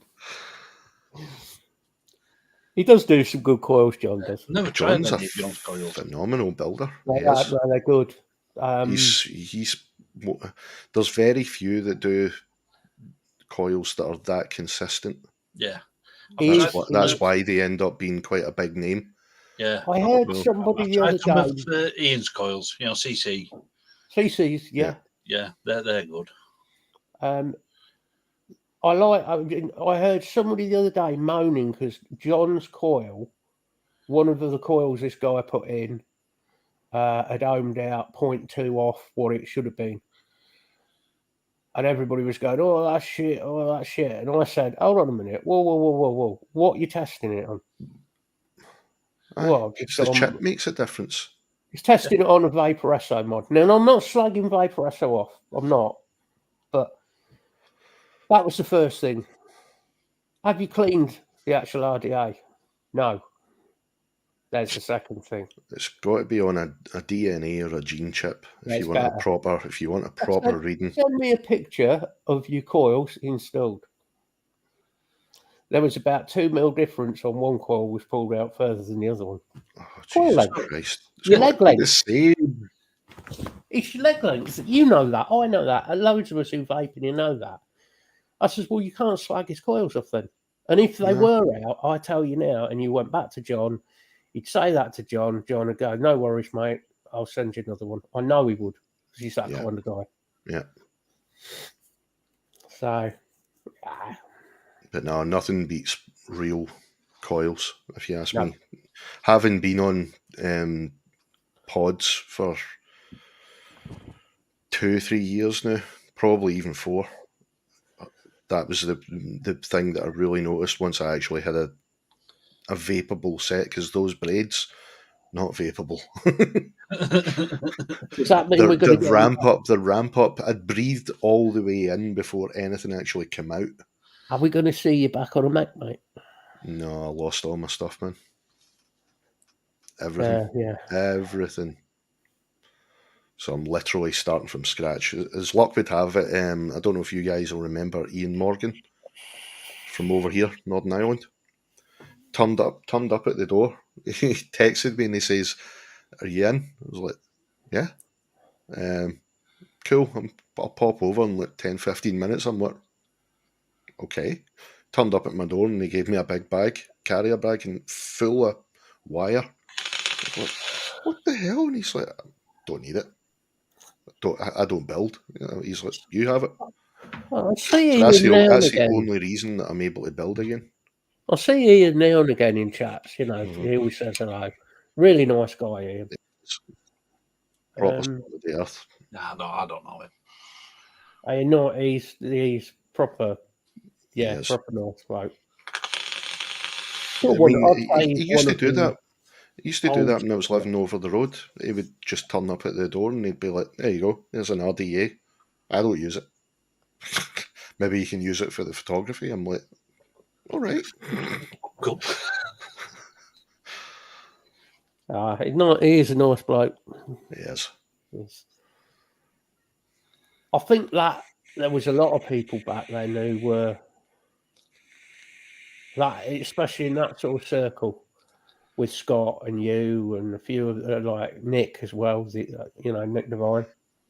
That was the last set of actual coils that I was vaping on, actually. It was a set of Nick Devine coils.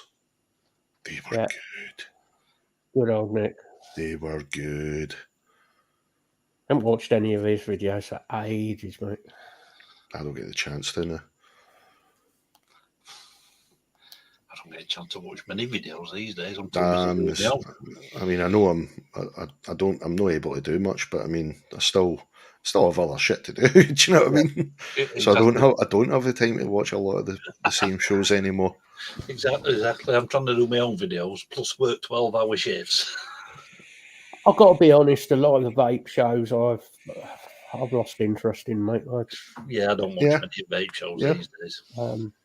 I keep meaning to catch Nick's, as in There's nothing really new happening. Nah. But I'm just sick of hearing a lot of the shows. It's either this is coming out, this disposable, that disposable, that blah blah blah blah blah. Blah blah blah. Disposables are shit. Blah blah shit. Or this person's an arsehole, that person's a dick. It's like, look, just we're not here to argue about who. Nah. We come here for crack. Let's have a laugh. That's what a lot of them forget is they're supposed to be advocates for stopping smoking. Yeah. They're not supposed to be going on shows to project their own personal fucking political views onto people. No. Own bigotry against people in certain cases.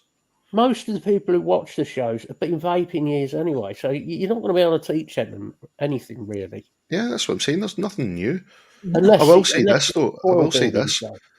For all it seems to be mainly pods and disposables coming out now. At least it's got to a level where even the pods and disposables are a really decent vape. I mean, see that I've got the what is this? The Vupu TPP X. The coils don't last a hell of a long time. You're lucky if you get a week out of them. But see, while they're working, they're fucking fantastic. Yeah, really nice wee vape. The flavour of stock mesh coils now. Oh, it's phenomenal. It's stunning. Way better than it used to be. I remember getting an old Aspire pod when pods first started coming out, and it was like breathing in fresh air. Yeah. And you maybe burped, and you're like, "Oh, that's what it's supposed to taste like." Yeah, it's like I've got a. Is it a Vaporous one? I've got downstairs that I just mainly use for when we're going out drinking. So I can just shove in my pocket. And you don't mind if it gets dropped or lost. I mean, most of the time, at minute, I'm just using this fucking grocer I've had for nearly 2 years. Yep, it works. Yep. It brings me back to that one that I've said on a few other shows. At the end of the day, vaping is about a piece of cotton, some wire, electricity, and juice. Yeah. There ain't much more you can do than that. Yeah. So you're not going to get groundbreaking things. Some of the coil technology has improved, yes, the mesh coils. I still think mesh is as for rebuilding with is absolute dog shit. Rebuildables and mesh just don't work. Mate, I've tried it. Yeah, apparently now I can't get on with it. No, I've never liked it, but apparently there's a couple of the bridges for Boras that are meant to be really good.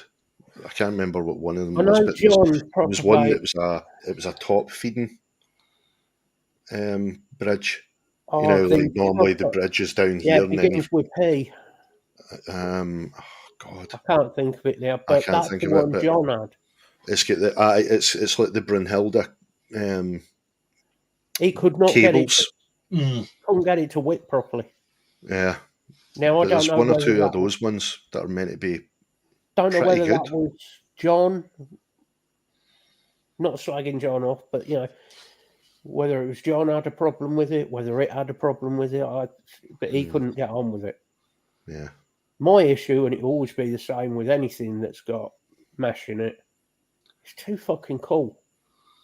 Yeah. If I'm vaping desserts or custards, I like low builds.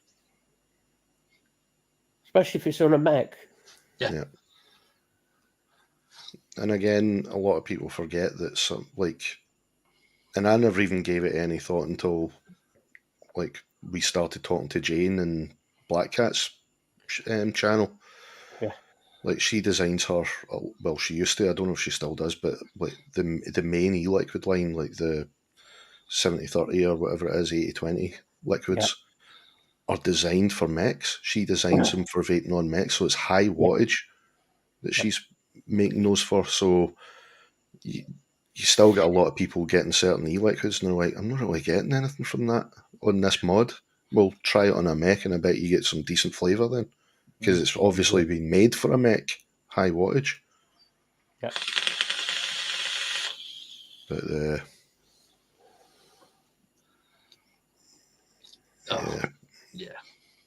B&M disposables look shit. Still can't beat proper real coils though, if you ask me. Yeah. Now that I'm back on them, yes, having been in the pods for 3-4 years, real coils are still the way to go. Yeah, definitely. Well, I said that them I got from Ian at Expo last year. I must have used them for at least 6 months. Oh yeah. That's the thing that I don't think people have quite caught on to as well, is how long that they are going to last you. Yeah. If you get right, Eric. Night, Eric. Catch you later, bud. All right, bud. If you get like stainless steel, that'll last for ages. Nichrome will last a good length of time as well, but it starts losing its quality a bit. And the day it's like, if you look after your coils, they'll last for a good long time. Levi, I was talking to him. He got a set. He won a whole shit ton of coils off of me years back when he was still doing the show with Skint. Yeah, and he won a whole fucking load of coils off of me, and he says, I'm still on the second set. This is like going back to the Bargain Vape channel. Jesus. He's only in the second set. Here you go. Here you go, Julie. I don't know if you'll get that. Can you see what Mac it is? That is the... Don't tell me. It's one of Stan's. It's the Dreamer. Yeah. Can you see what RDA it is on the top? That is... Okay, Honeycomb. Is that a goon? No. Mike Vapes. Oh, Rebirth. Yeah.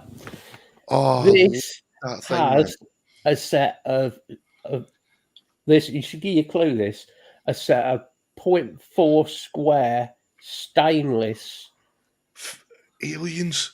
Aliens. Are they mine? They're Shanes. Squalians. And they're still in there. Jesus. And they're still going. Admittedly, it hasn't been used for a while. I'm surprised I found it the other day, and I was like, what's Square in here? Aliens didn't take off like they should have, because they were a phenomenal vape. Yeah. But I think a lot of them were too low for people. Yeah. A lot of people, because I think they come in at about a 007-ish. I think I used 0.2 diameter. And they were all right. They were about 0.1 to 0.2. 0.12, sorry. One shot, because he did a set for me. He did a special set. I don't think he ever did them for many people that I know of. He did me a few sets, and they came out at 007 just. I remember you talking about that. That's right. So we literally they came in like 0.699. The Bond stock. The Bond reserve. The Bond reserve, mate. But that Rebirth, I remember that being one of the most flavourful RDAs. It's such a simple design as well. It is, but it was the airflow it was genius. That airflow was genius. Yeah. You've gone completely off music here. Yeah, right. It's fine. That's what I meant to say. A band I don't know if you guys are even interested in, because I wasn't. Tesseract. They released a new single on the 2nd, I think it was, called War of Being. It's 11 minutes long. It's an epic, but it doesn't feel like 11 minutes, but Jesus, it is. What a tune. The main riff is just, it is dirty. Dirty. Oh, we love dirty riffs. But it sounds so simple, but I watched the playthrough with the two guitarists, and when you see them actually playing it, you're like, "Hey, Jim." No.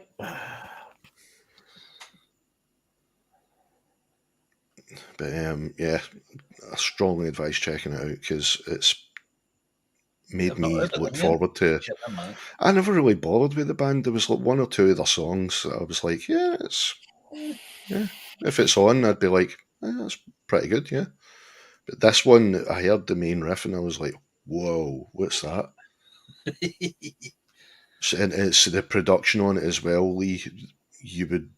It's beautifully produced, and it's all them as well. They do all their own production as well. Cool. A lot of bands seem to be doing that these days. Like the record companies seem to just love bands that can do that now. Yeah, it's nice to see bands going less back money to for company, isn't it? Yeah, it's nice to see bands going back to doing epic songs as well. Long songs. Yeah, without being boring or pretentious or guitar wanky. Like a Yes album. Yeah. with a 20-minute keyboard solo. Rick Wakefield going. That is one I've actually met him in real life. I talk to Bobby a lot, and as both you guys know, he has a lot of fucking bands going through his studio. He's fucking busy as hell. And he's saying that especially a lot of the newer bands, they're going back to that old school style of writing. Yeah. We're going back to that sort of, do you know what I think? Production, if you will. Yeah. I think what's caused it is too many bands became too formulaic. Yeah. They just seem to be one band would release an absolute killer of a single, and then another band would go, or not necessarily the band, but maybe their management went, that sold millions. You guys need to do that now. He said about sort of 3 or 4 years back, and for sort of period about 4 or 5 years before that, everything had to be this perfectly time-aligned fucking gent type stuff. Yep. Yeah, but I would these rather last 2 or 3 years, he's sort of gone back to more sort of old school style. Yeah. I would rather have a band that I don't like, but their music is different. Yeah. Yeah, I'm like that as well. I don't mind what you were saying, Lee, about the whole gent thing. Like, I don't mind gent, but if it's just a whole fucking 7-minute on average epic that's just it gets boring. Yeah, there's got to be some movement there. Exactly. I mean, that's what I love about this track that Tesseract released, is because it's got like proper musical passages. Do you know what I mean? It's supposed to be a story. I'll send you guys the track that we've just been mixing with Bobby. It's not. I wouldn't say it's gent. It's not gent, but he says the production was done in that sort of style. Everything had to be like really perfect and time aligned. Yeah. Yeah, no, that has definitely got some push and pull in there. It's not just all one, like say, it's not just all that. Yeah, because I mean, it gets so boring. Yeah. I mean, I do love this. I love the sound. I mean, one of the biggest pioneers, Meshuggah. Yeah. Of it. Oh yeah, you listen to some of Meshuggah stuff. It's brutal as folk, and you're like, wow. But then after about 3 or 4 tracks, your ears go numb. Yeah. You know, it just starts sounding the same. It's because your brain's turned off to the music. Yeah. Yeah. Well, this is it. I mean, that first EP I released, every song on there was slightly different. Polyfella. Holy fella. And this 3-track EP here, I've got written in a minute. All them 3 are slightly different. One's a pretty, I won't say chilled out track, but it's not as heavy as the other 2. And one's an out and out thrash track, and then one's sort of got really brutal, heavy riffs on there. Yeah. I don't want to quite say machine Eddie, but Eddie in that way. Yeah. But I'll tell you one band that I just cannot get enough of recently is Igor. Holy Jesus.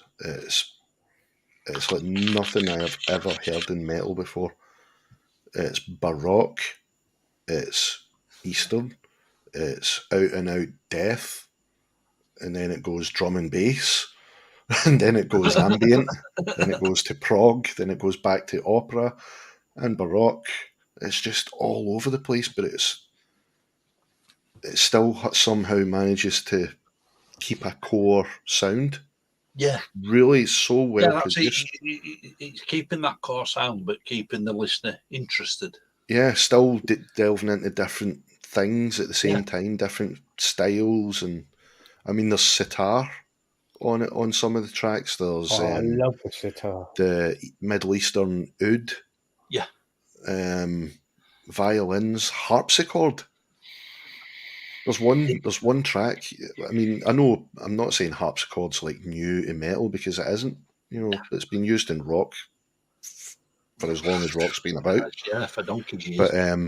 But to make harpsichord the main instrument in a metal track, that's new. And they made it work. Oh Jesus, Bill. That's not a dad joke. That's like a Are you sure you've not been drinking, Bill? Bill, go and stand in the corner. Or go and see a nurse. Get it out your Don't say that to him for crying out loud. You're getting him all excited again. But the weird thing is about Igor as well, though, the main composer, he is Igor.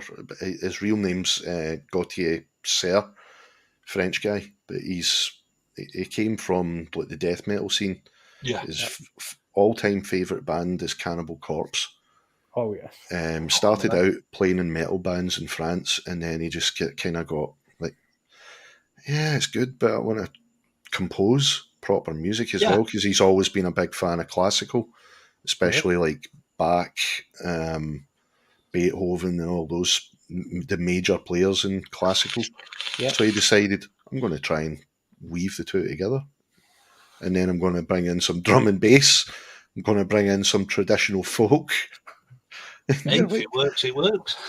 But the vocalists, they've got two vocalists. They've got a guy that does all the main kind of death metal-y, black metal style screams and vocal grunts, and then you've got an actual opera singer, soprano opera singer, and the guy that does the death and black metal kind of stuff, he created his own language, a full vocabulary.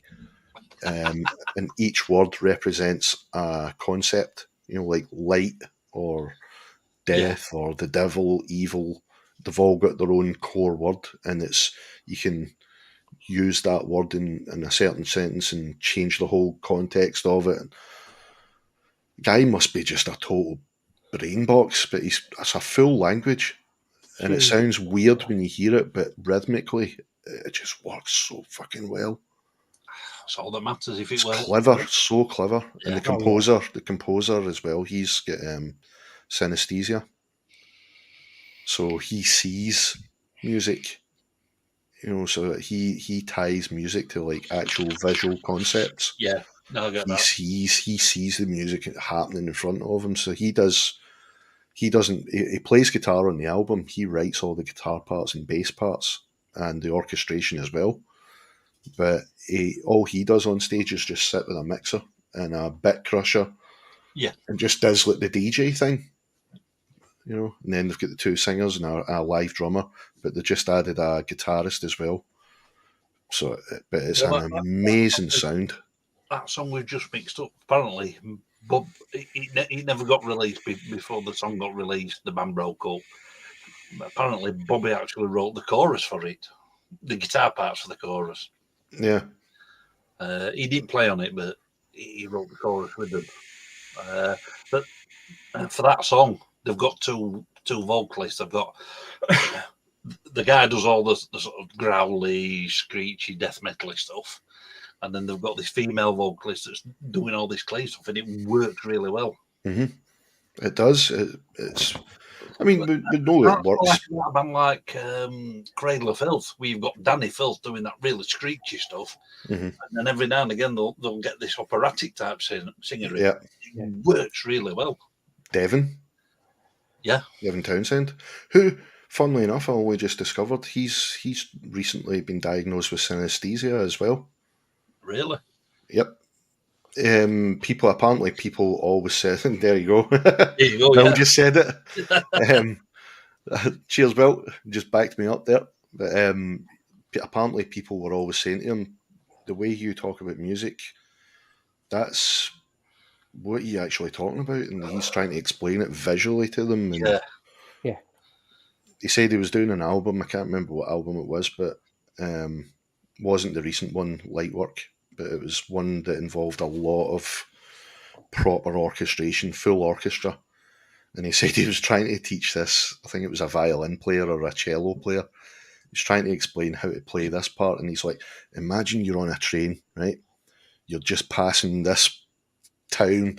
Think about how it makes you feel. And the guy's just like, can you just write it out for me? And he's like, no, but you're not getting me. And he's like, and people are actually saying to him then, you really need to see about this because this sounds like synesthesia. So he's just been diagnosed. That's the one. That's the one. Yes, Bill. Thank you. I only ever saw music once, and I've done quite a lot of LSD at the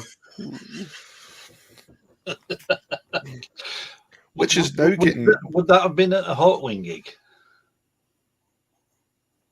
It was actually.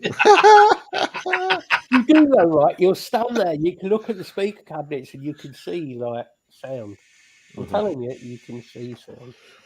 The waves and shit. Yeah. Yeah. Weird bits when you go for a piss and you have a piss, look down and there's like rainbows in the toilet. That's fucked up. Did you hear Australia's passed the law to use LSD and psilocybin medicinally? Yep. Yeah. They've always talked about it over here in the UK, but I mean, I think Australia's paving the way. They're ahead of us on that one. Yeah.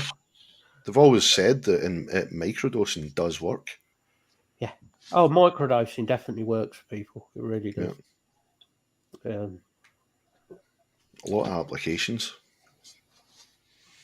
But Australia's just banned vaping completely, isn't it? Yeah. Oh, Jesus. 1 step forward, 3 steps back. Because that's Bogan's fucked.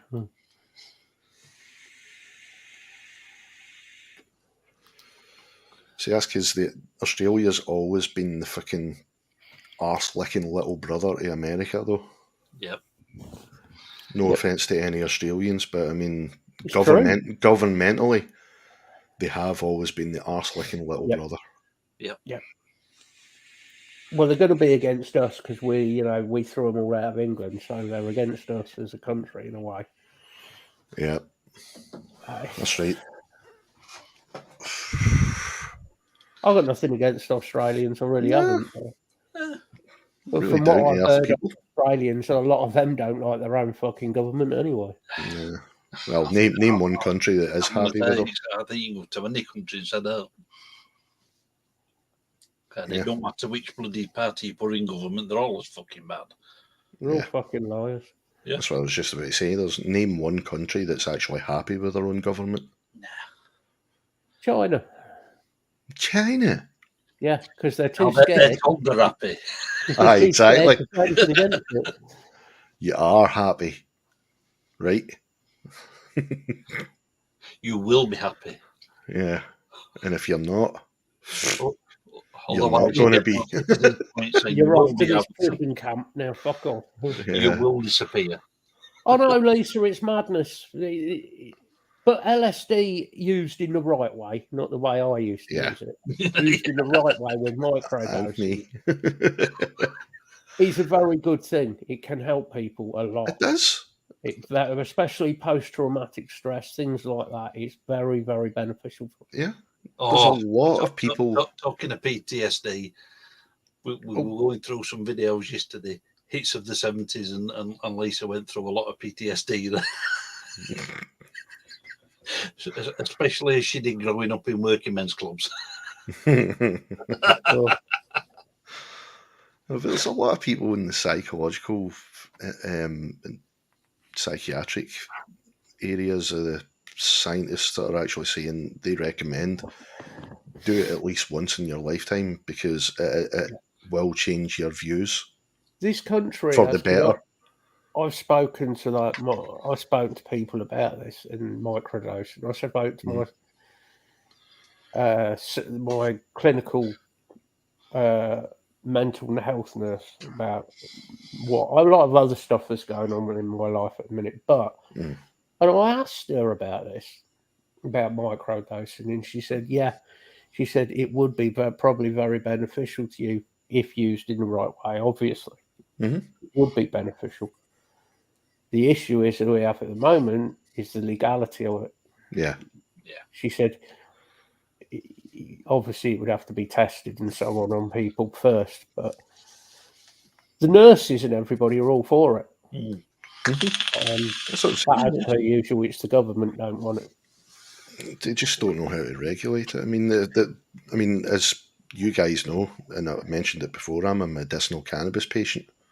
Yes. And even the legality around that is still up in the air. You know, it's legal, but if you go to certain areas in the UK, some jurisdictions will still arrest you. Yeah. Until they've actually went and checked for themselves with the pharmacies and the clinics. Oh, it is legal. Oh, shit. So even half of the fucking police force don't even know it's legal. The government basically said in 2018, it was thanks to Claire Caldwell, who's, I don't know if you'll remember, wee Billy Caldwell from over here, the epileptic the kid with epilepsy, and he was having over 100 seizures a day. Yeah. And the doctors were basically saying he's not going to see his teens.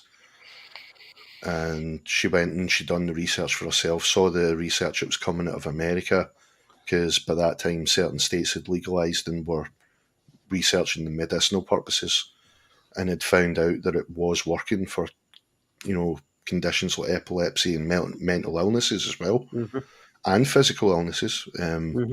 So she took him over to a doctor in America who prescribed it, the oil tincture, and that was him. It worked pretty much instantly. So she tried to bring it back and was stopped and risked arrest and charged. So she was pushing along with other people as well, like the United Patients Alliance, pushing to get the law changed for medicinal use, because there's people like Clark French who done a documentary for Netflix, Grassroots, I think it's called. He has severe multiple sclerosis. He's actually the kind of chair of the United Patients Alliance. He has severe multiple sclerosis. Can't walk without 2 sticks, and even then he can only go so far before he has to go, no, that's it, throwing the towel in. Some days he can't move. He went to America, spent 1 day in Colorado, and was able to go out the next day with no sticks and went for a mile walk. I can't even do that now. Do you know what I mean? And so the government eventually in 2018, because of like people like him and Billy Caldwell, they basically went, right, well, we will make it legal then. But they just didn't tell anybody. They only told the patients. Yep. So it's only through word of mouth that people are realising it's legal. You still need to go through a whole fucking screening process to get it. You know, you have to go through a clinic. It's not through your doctor yet. There's a project called Project 21. That they are trying to get the law changed so that the NHS and doctors, not like family GPs, will be able to prescribe it eventually.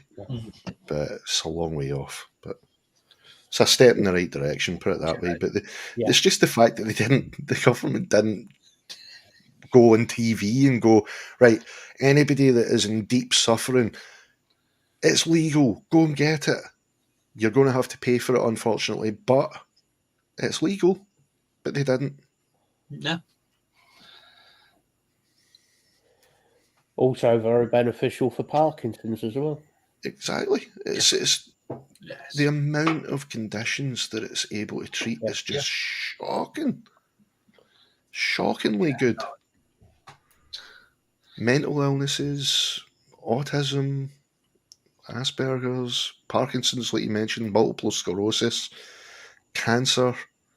It's actually been proven to shrink tumours. Proven. Yep. Our bodies are designed to take it. We've evolved to take it. Yeah. Well, we have the cannabis receptors in our brain anyway. The endocannabinoid system, yeah, exactly. Which is present in the animal kingdom as well. Even they fucking use it. What is that telling you? You know, that it's They're not supposed to. It's there to be used, you know. Yeah. So just look at sloths. They must be smacked off the tits. That is no way to talk about Bill.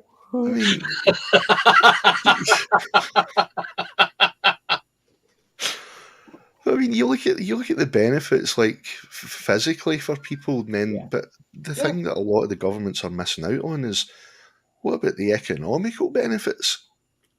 6 billion was generated in the first fucking year, the first tax year in Denver, Colorado, when they were the first state to legalize it. No, and it Lisa, made 6 billion in one state. We're not saying you should spot. Well, actually, CBD does work for some people, but not all. It might be more beneficial to make him some. Does he like mushroom soup? He'd be very happy. Because well, he might not be happy, but he'll not care. The thing that they've found out is there's 2 main strains. There's a sativa and an indica. Sativa's the one that I'm on, but it doesn't. I mean, I'm on it right now. Do I look as though I'm off my tits? Do I sound like I'm off my tits? Yeah. That's a sativa. You always look to sound as though you're off your tits. Indica, however, indica is always joked has been called in the couch because that's the one that will just get you like, you know. But it has its own, you know, potential to treat conditions as well. You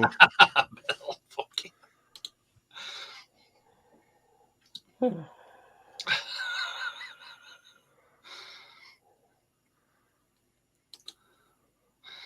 Yeah, that's not going to happen anytime soon. Well, I mean, you could do it if you want. No, shut up. No.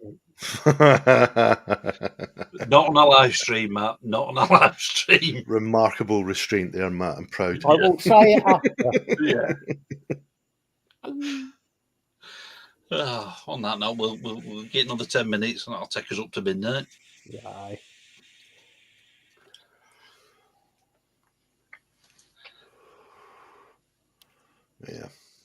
Yeah.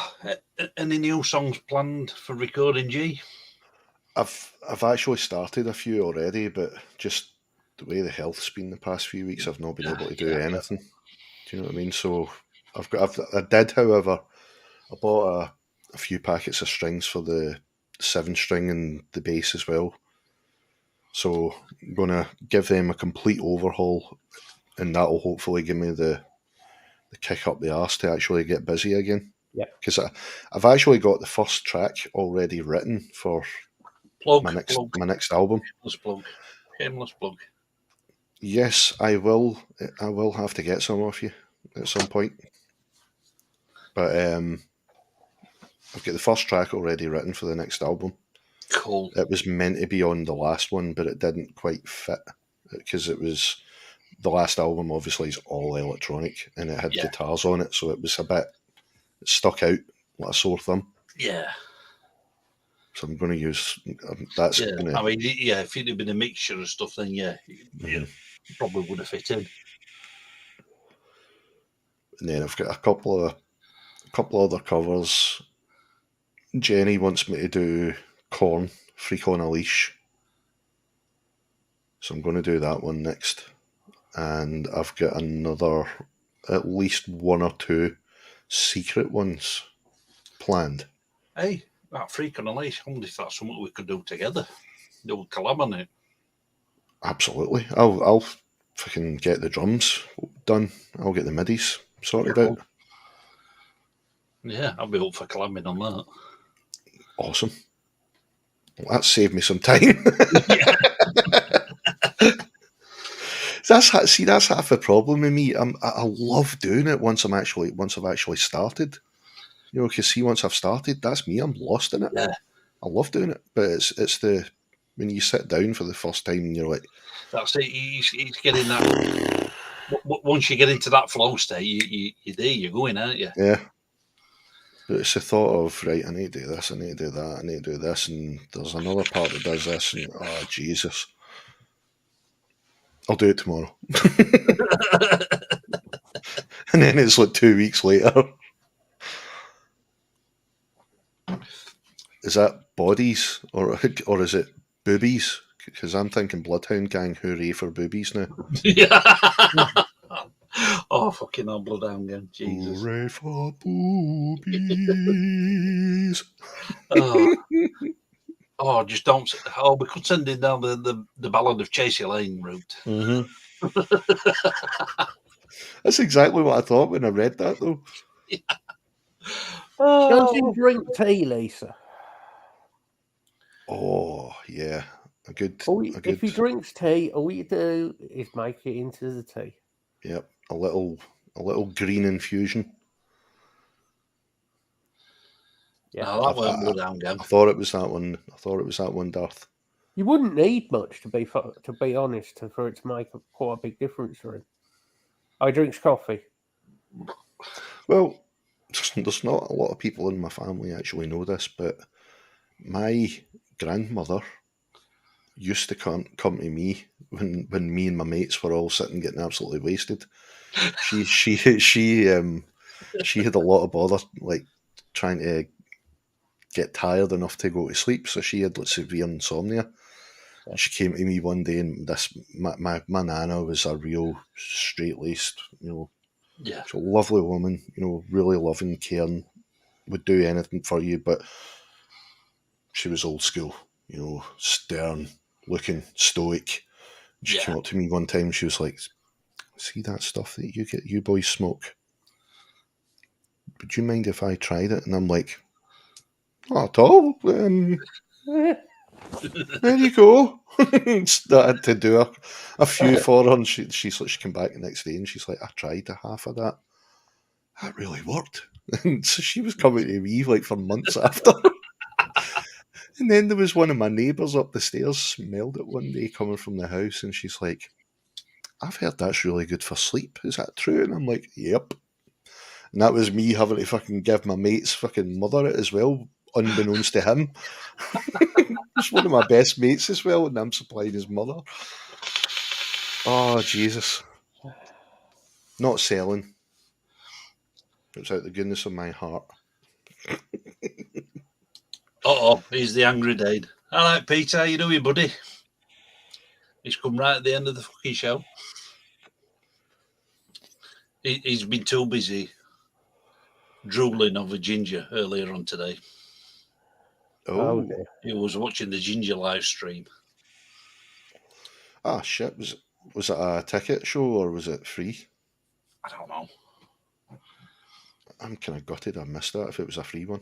Hopefully it'll still be up somewhere.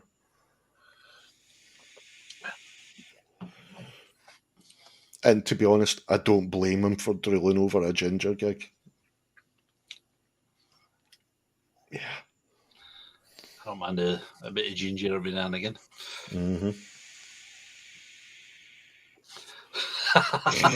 That's not like you, bud. Well, it is a Saturday. It is the weekend.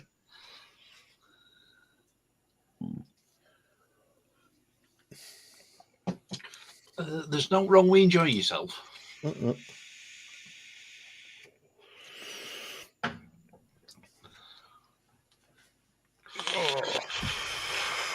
Till the government tax it.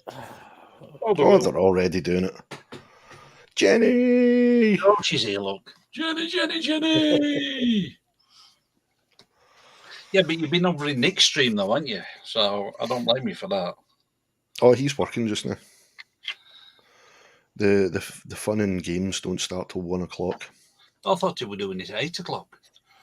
No, he's working today, so he's going to be later today.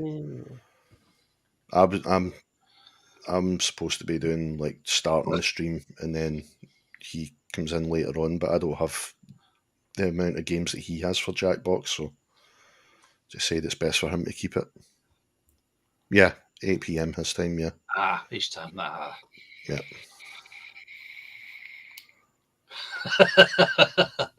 It's not like you to get drunk, Peter.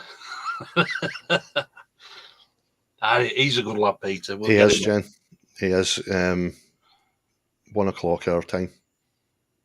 So that'll be about 1:30, 2 o'clock next time. Still UK time, but an hour late. Oh, nice. Oh, cool. Oh, Josh. I forgot it's his birthday. We need a couple of days over in Jennyland to hack out some ideas for some new artwork for the channel and the website. No, I'm going to be over that way in May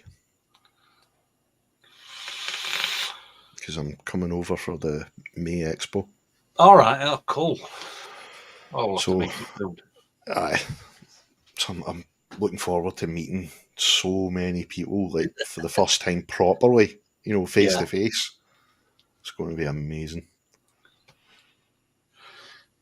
It's going to be funny. It's going to be funny for me because I don't drink, so I just get to sit back and watch everybody collapse around each other like flies. I'm the designated cameraman to record the chaos. I think, yeah. Well, we've only been to the last 2 expos. We only really went for last one in October. We just went for a day, so none of us were really drinking. Yeah.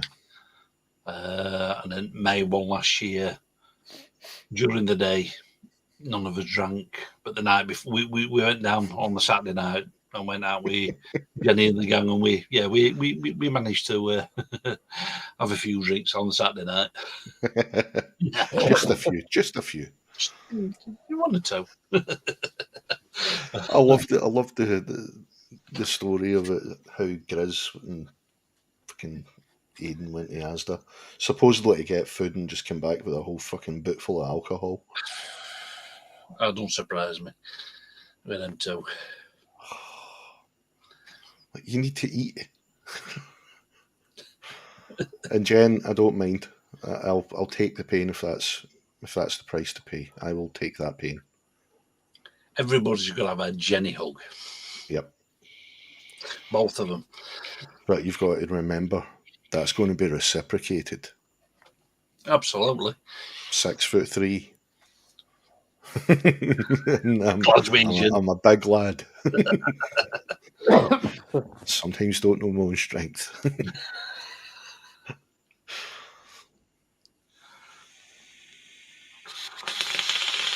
So I apologise as well.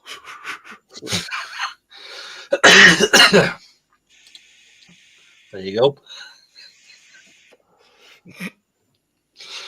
Even the ladies like Jenny hugs. So I've heard. Yeah.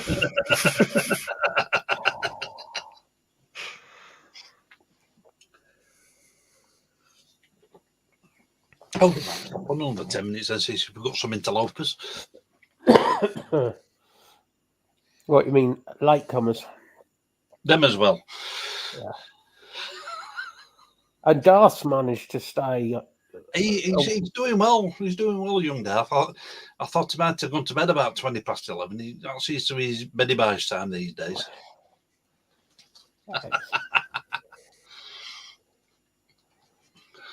I don't know what you mean, Peter. No, me either.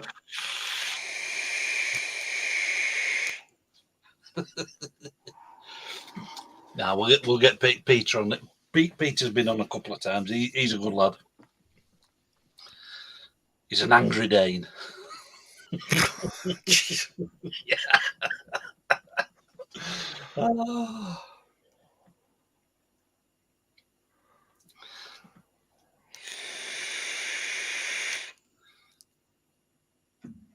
We will ignore that comment, Darth.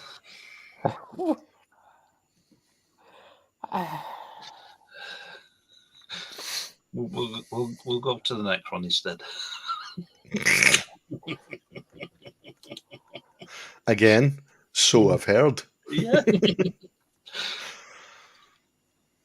I'm neither going to confirm or deny those rumours. It's when you read Darth, every comment he puts, I'm reading it with the view of, no, you can't say that. No, you can't say that. No.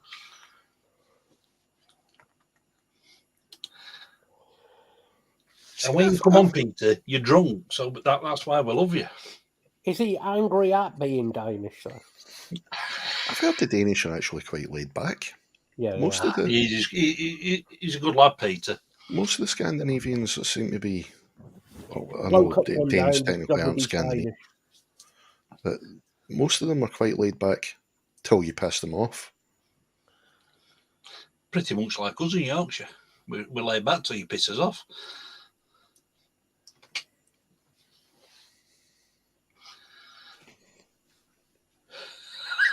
Oh. Yeah. Oh. Oh. I was going to go down that route, but even I was that nuts. I thought, no, I won't do that. I did it to somebody before. I've watched enough Vikings to know that's you don't say that. Yeah, I didn't know.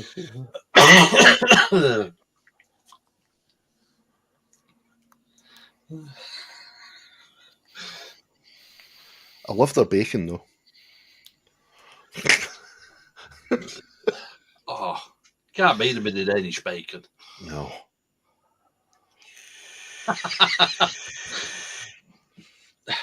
Once they were famous for the Vikings, now they're famous for bacon. For the bacon. Our times have changed. See? Yeah. Not really, because it's still agriculture. Well, yeah.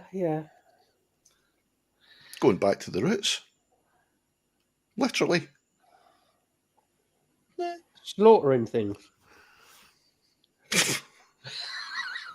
I was thinking about like growing things and rearing things. See, that's why he's angry. Ah. Well, what's the other 50% then? That pure may Danish be a question bacon. best left unanswered. I mean, if it was Darth, I'd say I'd know what I'd say, but German sausage. Well, he is Welsh, isn't he? Yeah. Oh yeah, that's right, Jen. Forgetting he's mates on a ship in the Danish Sea. Yeah, and there's not been any crashes yet, so he's doing well. I was talking to him the other night. It's because that one in fucking Dutch Sea with all them fucking EVs on it.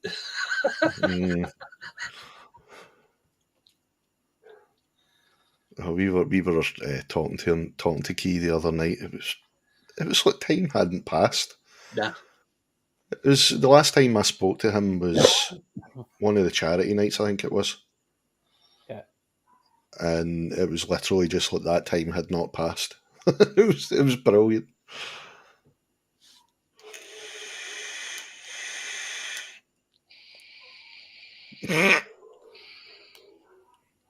I love Lisa's reply there. Yeah.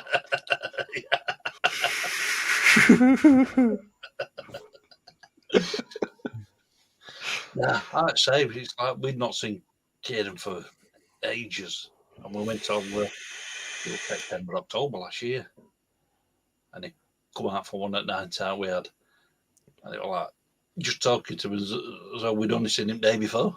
Yeah. I love that though. I love when you can just pick up where you left off like that. It's brilliant. Yeah. Oh God, he's on about sausages again. Well, it is Darth.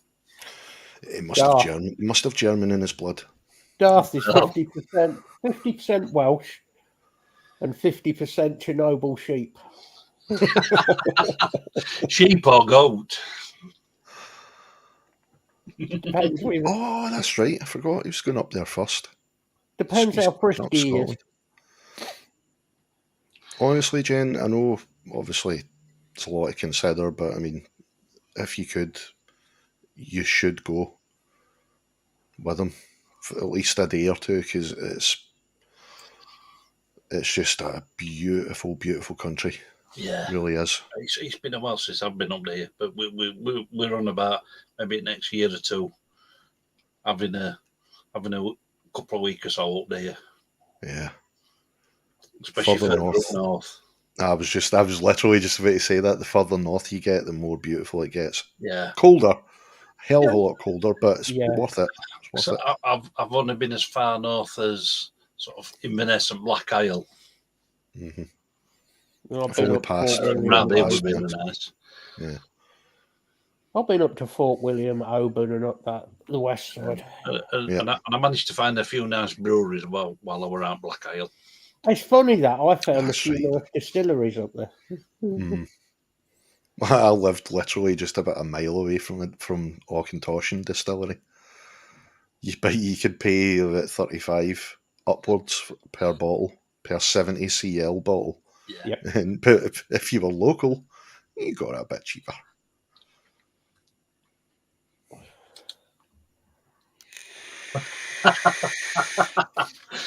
Oh dear. Oh dear. Tone is not in the pickups. It's not in the amp. It's in the speakers. It's the crawling up the stairs. It's all right. It's when you miss one of the steps and slide down the stairs on your face. Like and his missus is stood at stop at stairs going, "Oh, for fuck's sake, not again."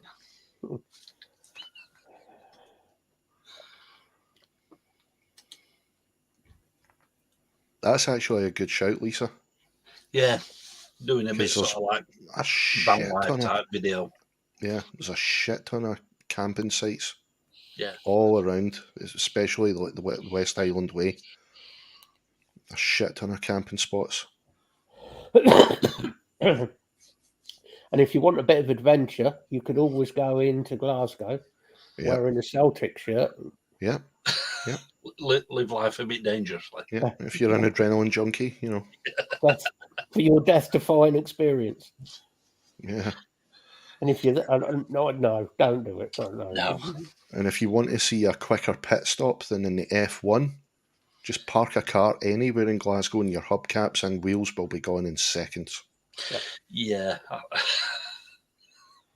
think if we didn't do it, I think we might take a detour around Glasgow.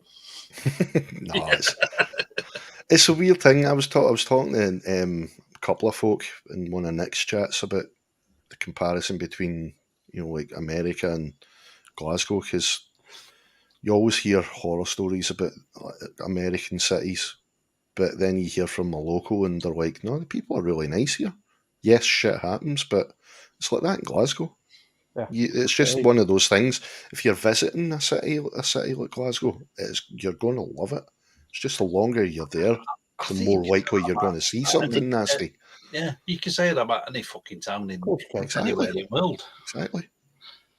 Glasgow's I've been to Glasgow. I've beautiful. been in Glasgow a few times and been out drinking. And, God, never had the an issue. nightlife in Glasgow is phenomenal. Never had an issue. No. People say, "Oh, you go to Glasgow and they hate the English." They fucking don't. Yeah, they couldn't give two There's fucks. probably a few people who do, yeah, but they hate. Well, they might hate you until you offer to buy them a drink. Then if you offer to buy them a drink, then they're more than happy, and you're well away with stuff. But no, I never had any grief, any trouble. No, it's a great night out. I'll be honest with you, the only place I've ever had trouble going out is actually in Wales. And that isn't a dig at Darth. It's not a dig at him. It's Wales. Wales, I went out in Cardiff once. Mind you, I was there for a match. And fucking hell. It was Millwall against Cardiff, and there was a Say no more. The only time we've had it. Jesus. Banned from Cardiff. The only time I had any issues up in Scotland was just over borders. It's like we went in this pub for a meal, and there were Scots there were a couple of Australian truck drivers, blah, blah, blah, blah. And then as soon as we walked in and spoke, it was like the fucking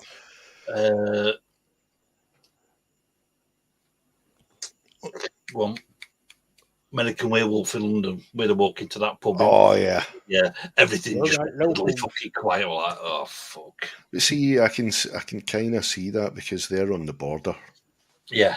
So if anywhere's going to be a bit more resentful anywhere in Scotland, it's going to be in the border. I think it was about, I can't remember the name of the village, but it were only about half an hour, 45 minutes just on the side of the border. You get that a bit in, there's a few places in Ireland that like it. No, on the border. You're on the border, like Believe. Oh, yeah. And the Skilling Believe round there. Yeah. We went to the pub there with Alana's mum's husband, and fuck me, some of the locals there, and it's like I just turned around to them and said, "Yeah, some fucking English is just and the bloke went, ew, okay." That was pretty much the end of it. Yeah, I was yeah, there's been shit here. Yeah, the English were out of order. I said, plus being 50% Irish, I went, don't start giving me shit. Just came in for a pint, and after that, well, one thing that I found out though recently is the Scottish are just as bad as the English, as far as Ireland are concerned, because the Scottish had their fair share of trying to conquer Ireland. Yeah, there's still a lot of resentment, even. I think it's the same anywhere. Towards the Scots. Yeah. Even parts of like England, it's like there's this north-south thing. Oh. I mean, by law of averages, because I was born in London, which is where I was born, I shouldn't get on with Lee and Lisa because they're from the north. Well, it's a load of bollocks. It's just what's put in papers and shit. It's bullshit. You get on with who you get on with. Only people we don't get on with is fucking Lancastrians because they're just wankers. Oh God, it's going to start War of the Roses at this rate. Be over the border again. Yeah. I don't give a shit where anybody comes from. I can get on with anybody. If somebody's an arsehole, they're an arsehole, mate. It's simple. I remember going to play pool at one of the local pool clubs in my hometown with two of my best mates, and there was these two kind of older guys in their 40s. We were only in our kind of early to mid 20s at the time. They were in their at least mid 40s, these guys, but you could tell they were hustlers. One of the guys was Scottish, and the other guy just kept really quiet, and we thought, oh shit, the way they were looking at us. Yeah. We just get really heavy vibes off them, like something's about to go down, and guys come over and they just placed the pound coin on the table and just kind of walked away. And we were like, okay. So we finished their game, and one of the guys stepped up and he's like, "It's all right to jump in, lads." And we're like, So my mate played him. I ended up talking away to him, quite the thing. But the other guy that was keeping quiet, he eventually came up, and my mate Billy, right, he's one of these guys who doesn't give a shit. He just says what's on his mind. Love him to death, but sometimes he says stuff without even thinking. You're just like, oh, you can't say that, man. You can't say that. But then you think, but it's Billy, it's funny. You know, and the guy says he spoke and he was South African, and he says, "How's it going, mate? I'm Billy," and he's like, "How you doing?" Or whatever the fucking accent is. I used to be able to do South African. He says, "How you doing?" And he says, "What's your name, mate?" "I'm Billy." And he says, "Pedro," and he went, "Ah, Pedro, Pedro. I've never met anybody outside of Spain that's called Pedro." He's like, "South African Pedro. That's fucking brilliant, man." Oh, Guy was rolling in the deck laughing, just with us. It was brilliant. oh. There's a guy that works at the same place as me. He's South African. Mm-hmm. He used to do the same job as me, but he's moved on to a different job now. Apparently, he'd phoned a customer up, spoken to this customer, blah, blah, blah. And this customer phoned back, says, "I was speaking to somebody earlier on. I think you were Australian." There's certain words they do say, though, and it does sound really... So after that, antipodean. His nickname was Aussie Dave after that. Fuck. I'm sure that pleased him. Oh, he's still known as that today. Oh, yeah, Lisa, Edinburgh. It's one of my favourite places. Then. What you need to go is go all the way up to Wick, and then go from Wick to the Outer Hebrides. It'd be really, really quiet. Yeah. And fucking deathly cold. Quiet. I've actually been to Wick. We drove all the way up to Wick. What I mean, I've never been to Edinburgh. I would like to go to Edinburgh. Honest to God, gorgeously. It's like Wick is a weird place. I swear it's like that they haven't seen a car back then. Yes. They were nice, don't get me wrong, they were nice people. They were nice. Toot the horn, they're like, "It's the horn of Gabriel." What is this work of the devil? There are some villages down that west coast where you stop and they really are. They look at you and say, "He's got a car. Where's his horse?" Oh man. Oh, the old town in Edinburgh is gorgeous, Lisa. That's always been my favourite part, is the old town. I like Edinburgh. I do like Edinburgh. There's a couple of spots though you walk by it and you just get really, really weird vibes. Oh yeah. Like spooky vibes. You get that in Whitby, but that's when Bill's walking past you.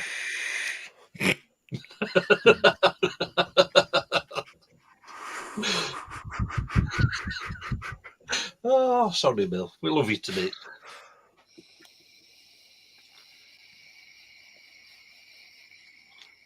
Right, I think we'll call it at that.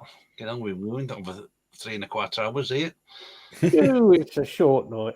It's a short night. Anybody wants to join us for an after show, you certainly can. Just give one of us a ping and we'll send you the link. G, you want to say your goodbyes? Yeah. Well, thank you very much, guys, for bringing me in. Very well. It's been an absolute pleasure, and I'm looking forward to doing it more.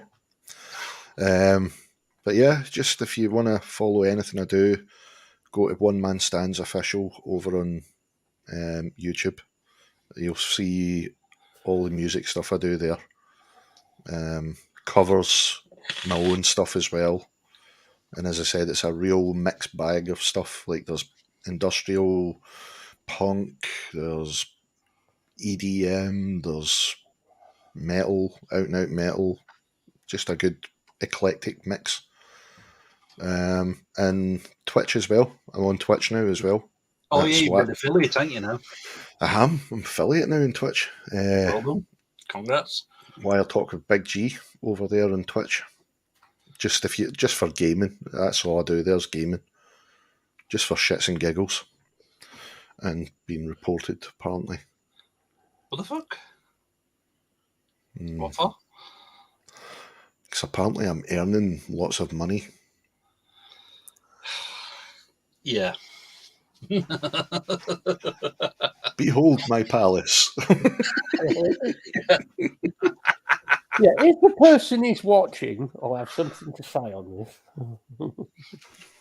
Go fuck yourself. Done me a favour though, as it turns out, because they looked into my earnings, and as it turned out, they'd been underpaying me. So thanks as well. Oh, you're getting back pay? Karma is a bitch. Oh, brilliant. Awesome. Oh, that's awesome news, that dude. But yeah, thanks, guys.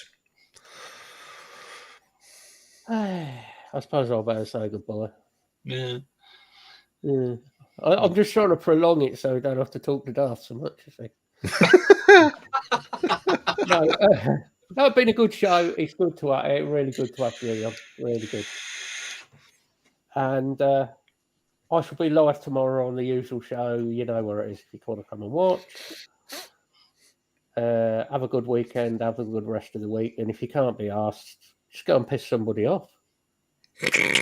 Always puts a smile on my face. Yeah. You might even do them a good turn. Yep. Thanks everybody for coming. Thanks everybody in chat. And big thanks for Big G for agreeing to be permanent caster on wheels to his idiots. And yeah, it's been another good night. I think we've had another good stream there. And keep it loud and keep it heavy.